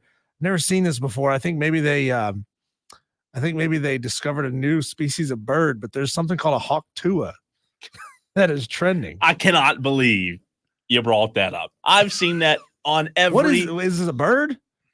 You're not getting me. Is this AJ Hawk's kid? You're not getting me. Hawk tua. You're not getting me. You got to finish it though. Finish what she said. You got to spit on that thing. You know what I'm saying? Know what I'm saying? That's wife material terrible. Right there. Before we get back to the Paul Mainieri interview reaction, I want to let you know you can get your thoughts in on that interview, 71307. Also, phone lines open, 844-FAN-PHONE. Daily Dewey. Let's see if Dewey has anything compelling for us today. Dewey, what's up? Yes, I got a comment on Paul Mainieri. He's going to be fired in 2 years. He's going to be fired. Why is that? Because he's not gonna get them to the glory years. The glory years are over. Only give him 2 years? 2 and Q, says Dewey. Yeah. 2 and barbecue. So, thanks for the call, Dewey. That's your Daily Dewey. You can voice your thoughts, 844-FAN-PHONE. That's 844-326-3663. Nolan says, y'all are all fired. Well, we might be. Nolan says he's about to order a Hawk Tua shirt. Your boss, Nolan, has to know what Hawk Tua is in order to fire you. So as long as your boss doesn't know what Hawk Tua is, it's all good. It's funny, Cole. We were talking earlier about divisions and politics. All it takes is a new species of bird to bring us all together. That's all we need. Yeah. Screw the Republican Party. Screw the Democratic Party. We're all team up. Mm-hmm. Now, what I loved about Paul Mainieri's interview there, he talked about empowering Monty Lee. And he talked about just how crucial it was to keep him on staff and how much it meant to him to keep Monty Lee on staff because he knows the recruits. He's already got a great relationship with them. And he says, I'm empowering him to go out and make good decisions. Monty Lee is a former Division I baseball coach. He doesn't need somebody to hold his hand, right? He is a smart enough guy to know what's up, and he can go out and recruit his ass off. He's already shown that. That is his job, to recruit and to strategize. And he's doing a fantastic job of that. You know, what's interesting is there was so much from his interview that stuck out, but I do think that Paul Mainieri is taking a very much CEO-like approach. Mhm. You heard him say it. You just said it. He's empowering Monty Lee.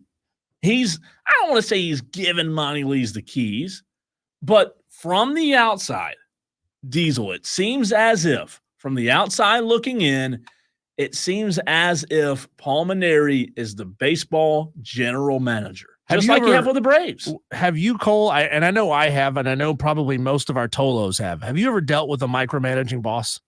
Somebody who just has to be on your backside about everything, every little detail. Nothing you do is ever right. If you do something that you think is pretty good, they're going to say, well, you should have changed this, or you should have done this way. It's like, why did you hire me for the job? If you don't believe that I'm good enough to do this job, why did you hire me in the first place? We've all had a boss like that at some point in our lives. So I'm sure Monty Lee appreciates the fact that Paul Mainieri is giving him the leeway to go do his job. Well, you know how in the major leagues, in the MLB, Brian Snitker's the manager, right? Mm-hmm. He's the, I'm going to use air quotes, coach. However, Brian Snitker also has a pitching coach, a hitting coach. He has a front office to help him with talent acquisition. Don't ask Dewey. He'll say it's all Brian Snitker's fault. Well, that's true, too. A lot of Braves fans will, believe it or not. More idiots. But, Brian Snitker is a general manager. That's exactly what he is. If there's a general manager, Diesel, of a company, they oversee, they empower, they check behind, and they supervise. I think that's what Paul Mainieri is. Don't hear me say I don't think he's going to coach. I think the X's and O's, that's going to come. They're going to have 1 million practices between now and next. When do they start? March. They're going to have 1 million practices between then. They're going to play 1 million scrimmages by then. The coaching's going to show there, right? It's not going to impact the general management role is not going to impact the relationship with him and Monty Lee. I just feel like that, Diesel, that will help them in the long run. And Madcraft, we're trying to have a Carolina conversation, and you're bringing up Hawk Tua again. I thought we were past that. It's funny. What do you say? It's funny. He says, if she don't talk to her, I don't talk to her. Y'all are awful. Y'all are absolutely awful people. I love it. It's hilarious. But look, I think it's a good thing. I think it's a good thing to have that GM type role, right? Like, you want to have a guy in Monty Lee who's hitting the recruiting trail. He talked about how Monty Lee's already on the road, and they're already recruiting. And Monty Lee was recruiting before Paul Mainieri was hired. Yeah, Monty Lee was recruiting to go win the job, right? Sure. That's what he was doing, and I think Monty Lee. See, I was hoping that we would get something from Paul there when I asked him, "What do you think of Monty Lee? Did you know him? And where do you think his career will lead him 5 years from now?" Now, I already assumed that he didn't know Monty Lee well. He did say he had a couple of dealings with him on a junior Olympic team, but I assumed he didn't know him well, and it's only been about a week and a half, so you can't really make an assessment on somebody in that short of a period of time. However, I was hoping he would say, I think 5 years from now, he's going to be coaching in the SEC. I was hoping that's what we were going to get out of him. He didn't fall for it. No, he didn't fall for it. But he clearly has an awful lot of respect for Monty Lee, and that's awesome to see. It's not like Monty Lee was thrust on him and he is taking on this role, taking on this staffer that he didn't want. No, absolutely. And the thing about it is, I also took away from the interview, he said when he was hired, him and Monty Lee talked for about 2 hours. And I'm assuming, he didn't say this, Diesel, but I'm assuming this conversation happened before they hired Monty to be an assistant, right? Or retained Monty. I would assume they talked as soon as and he said, look, he told us, we talked for 2 hours and we saw eye to eye on everything. And that's what you want, right? Like, if they would have disagreed on a few things and didn't have the same philosophies, Monty Lee might not be there. You know what I mean? He might have got the boot, but he didn't. And that's going to be good for the program. And Paul knew that the recruits were going to go the way Monty Lee was going to go. So Paul also had to do some recruiting of Monty Lee. 100%. Right? And so we're not familiar with Paul Mainieri and his time at LSU. So we can't say whether or not Paul also empowered his coaches at LSU to do the same things that he's empowering Monty Lee to do. But I'd be willing to bet some of that conversation was, Monty, we know how invaluable you are to this program, and we know how invaluable you are to this upcoming recruiting class. I want to let you know that I'm going to empower you to go do what you need to do to be great at what it is you do, which is recruiting. Right? He goes, I'm not going to micromanage you. I want you. You're a veteran at this. You're a pro at this. I am not going to ride you on all of these decisions. Go get me a great roster. Let's use this example. This station hasn't made a hire like this lately, but the station across the hall, Diesel, a couple months ago hired a guy who's been in the industry for a long time. Right? We were told he does a good job.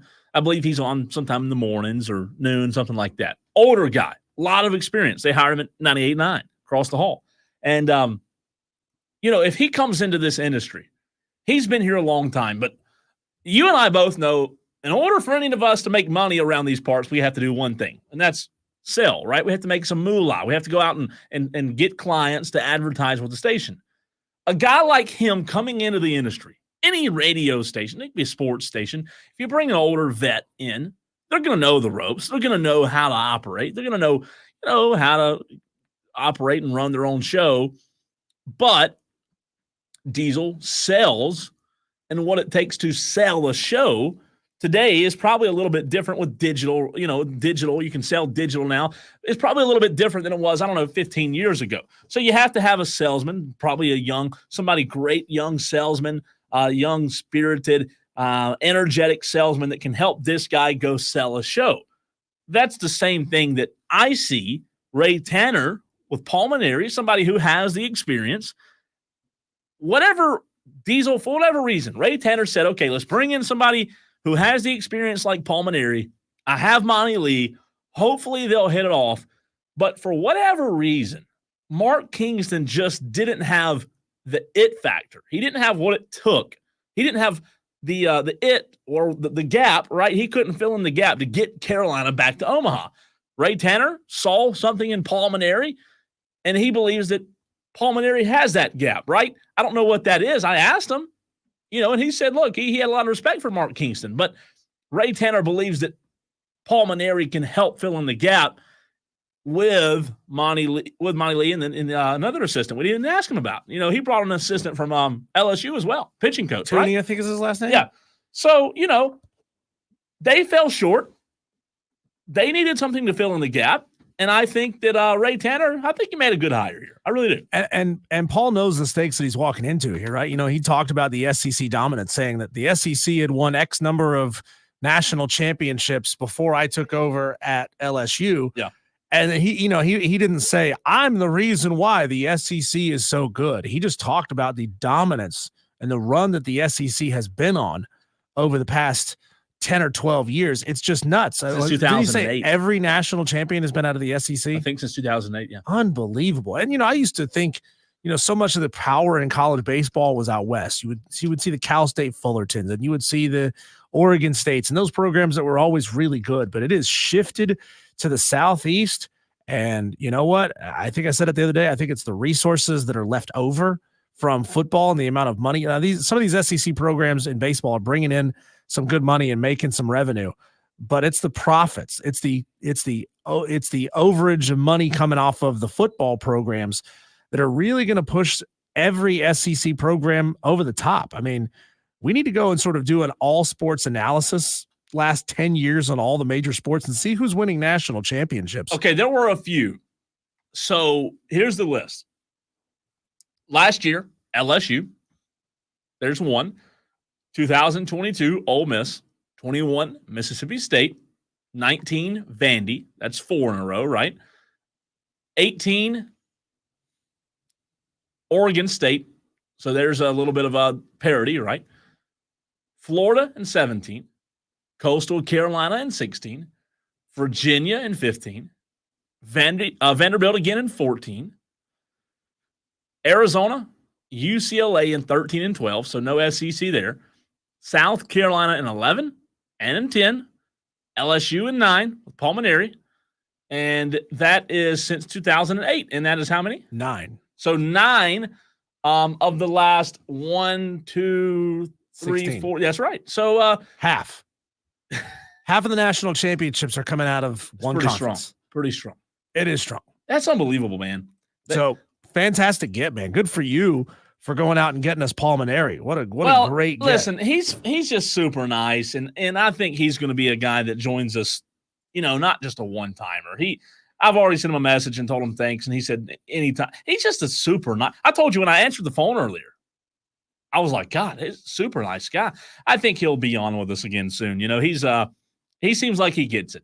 We are going to come back and close out Wire to Wire show number 63 on the other side of this break, Cole, and we'll tell you a big loss for the state of New Jersey and its basketball scene. A wild story out of New Jersey. That's coming up next right here on the Fan Upstate.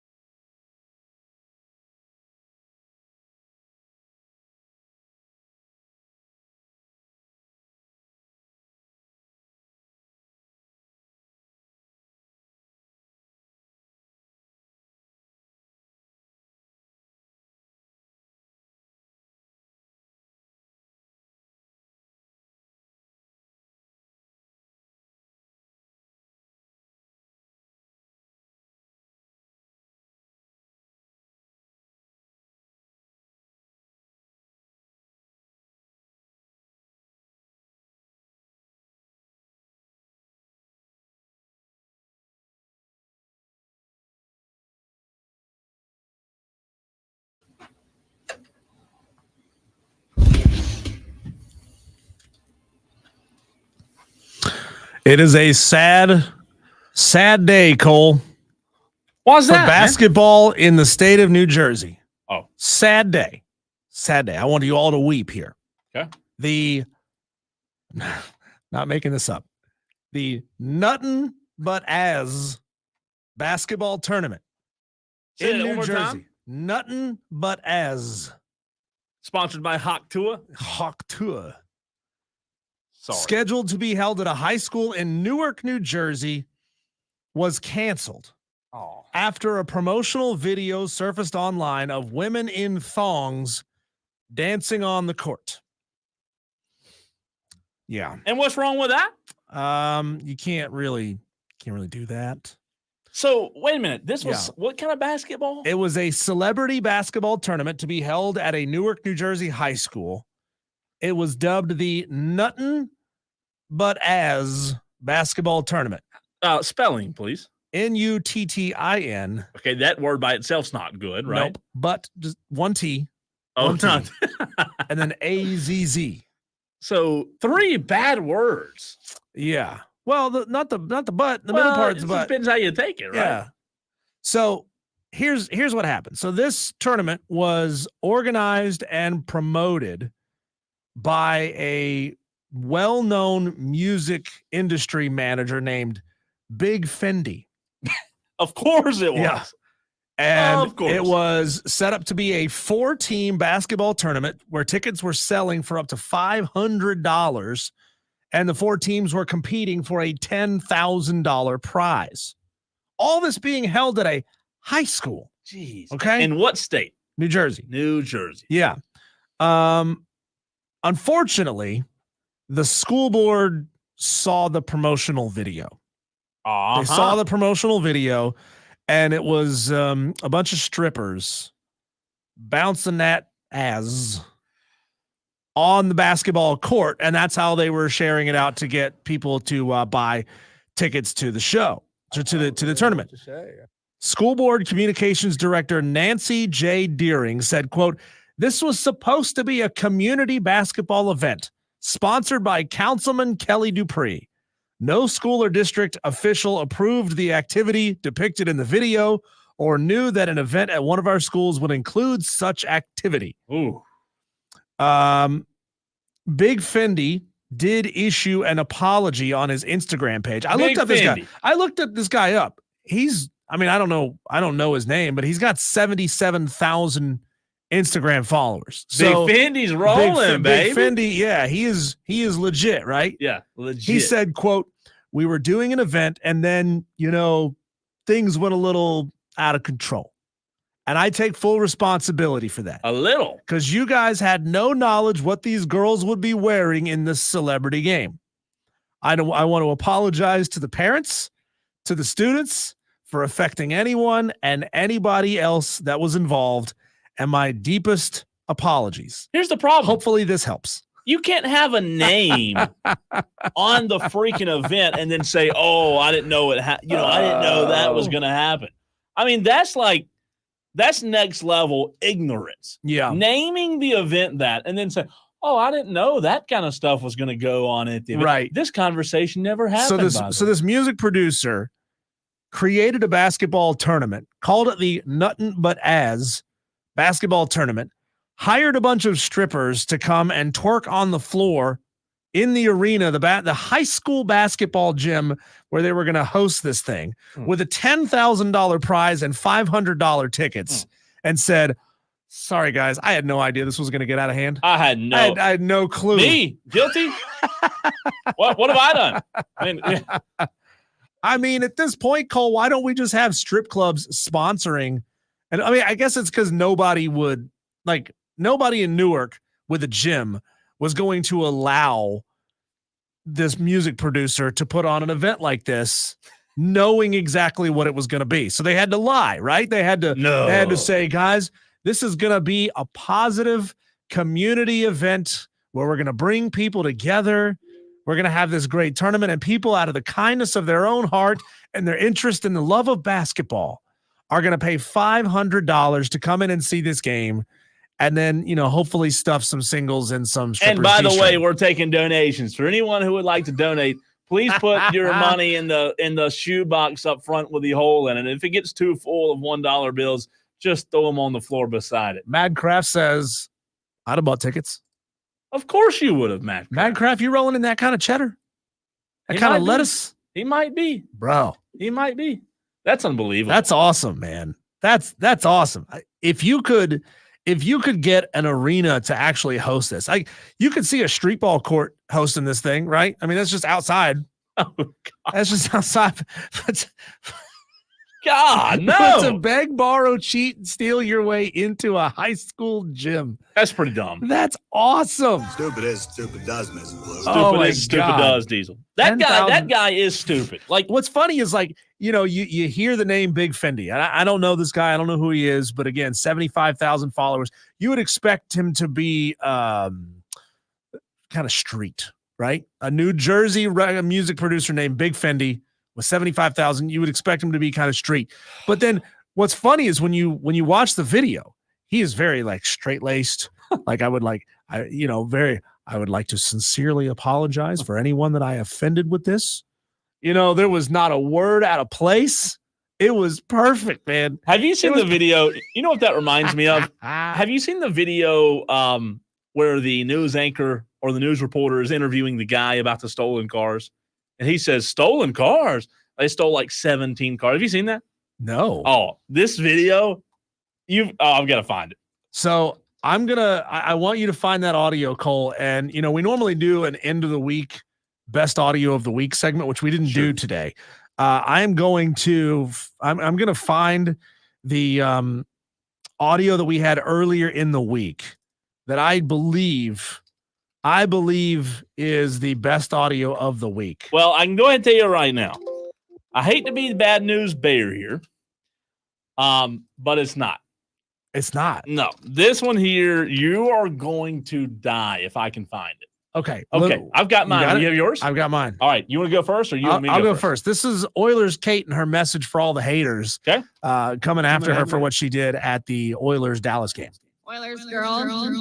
Oh, hang on. I'll get this. Give me 1 second. I have the wrong site not muted. Here we go. Oilers girl. Actually, my name's Kate, but here we are. So I've thought long and hard about what I wanted to say to everybody. Anybody who knows me knows that she's at a place where she likes to think. To say, yep. You could be the most perfect, godly fucking person in the world. You could save kittens from a river if they were drowning. Someone's still going to hate you. So you know what? At the end of the day, I got drunk and whipped my tits out at an Oilers game and they went viral. F you if you don't like it. All right, real quick. Here's mine before we go. Mine's better. Ready? Eric, they stole 21 cars. Can you believe that? What? 21 cars? They could have gave me a car. 21 cars? What they going to do? How they going to drive 21 At cars? once. Right. That's crazy. You should have seen this guy's face. How they going to drive 21 cars? He obviously knew where the 21 cars were. I can promise you that. Wire to Wire with Diesel and Cole Bryce, and we'll be back on Monday. Or will we?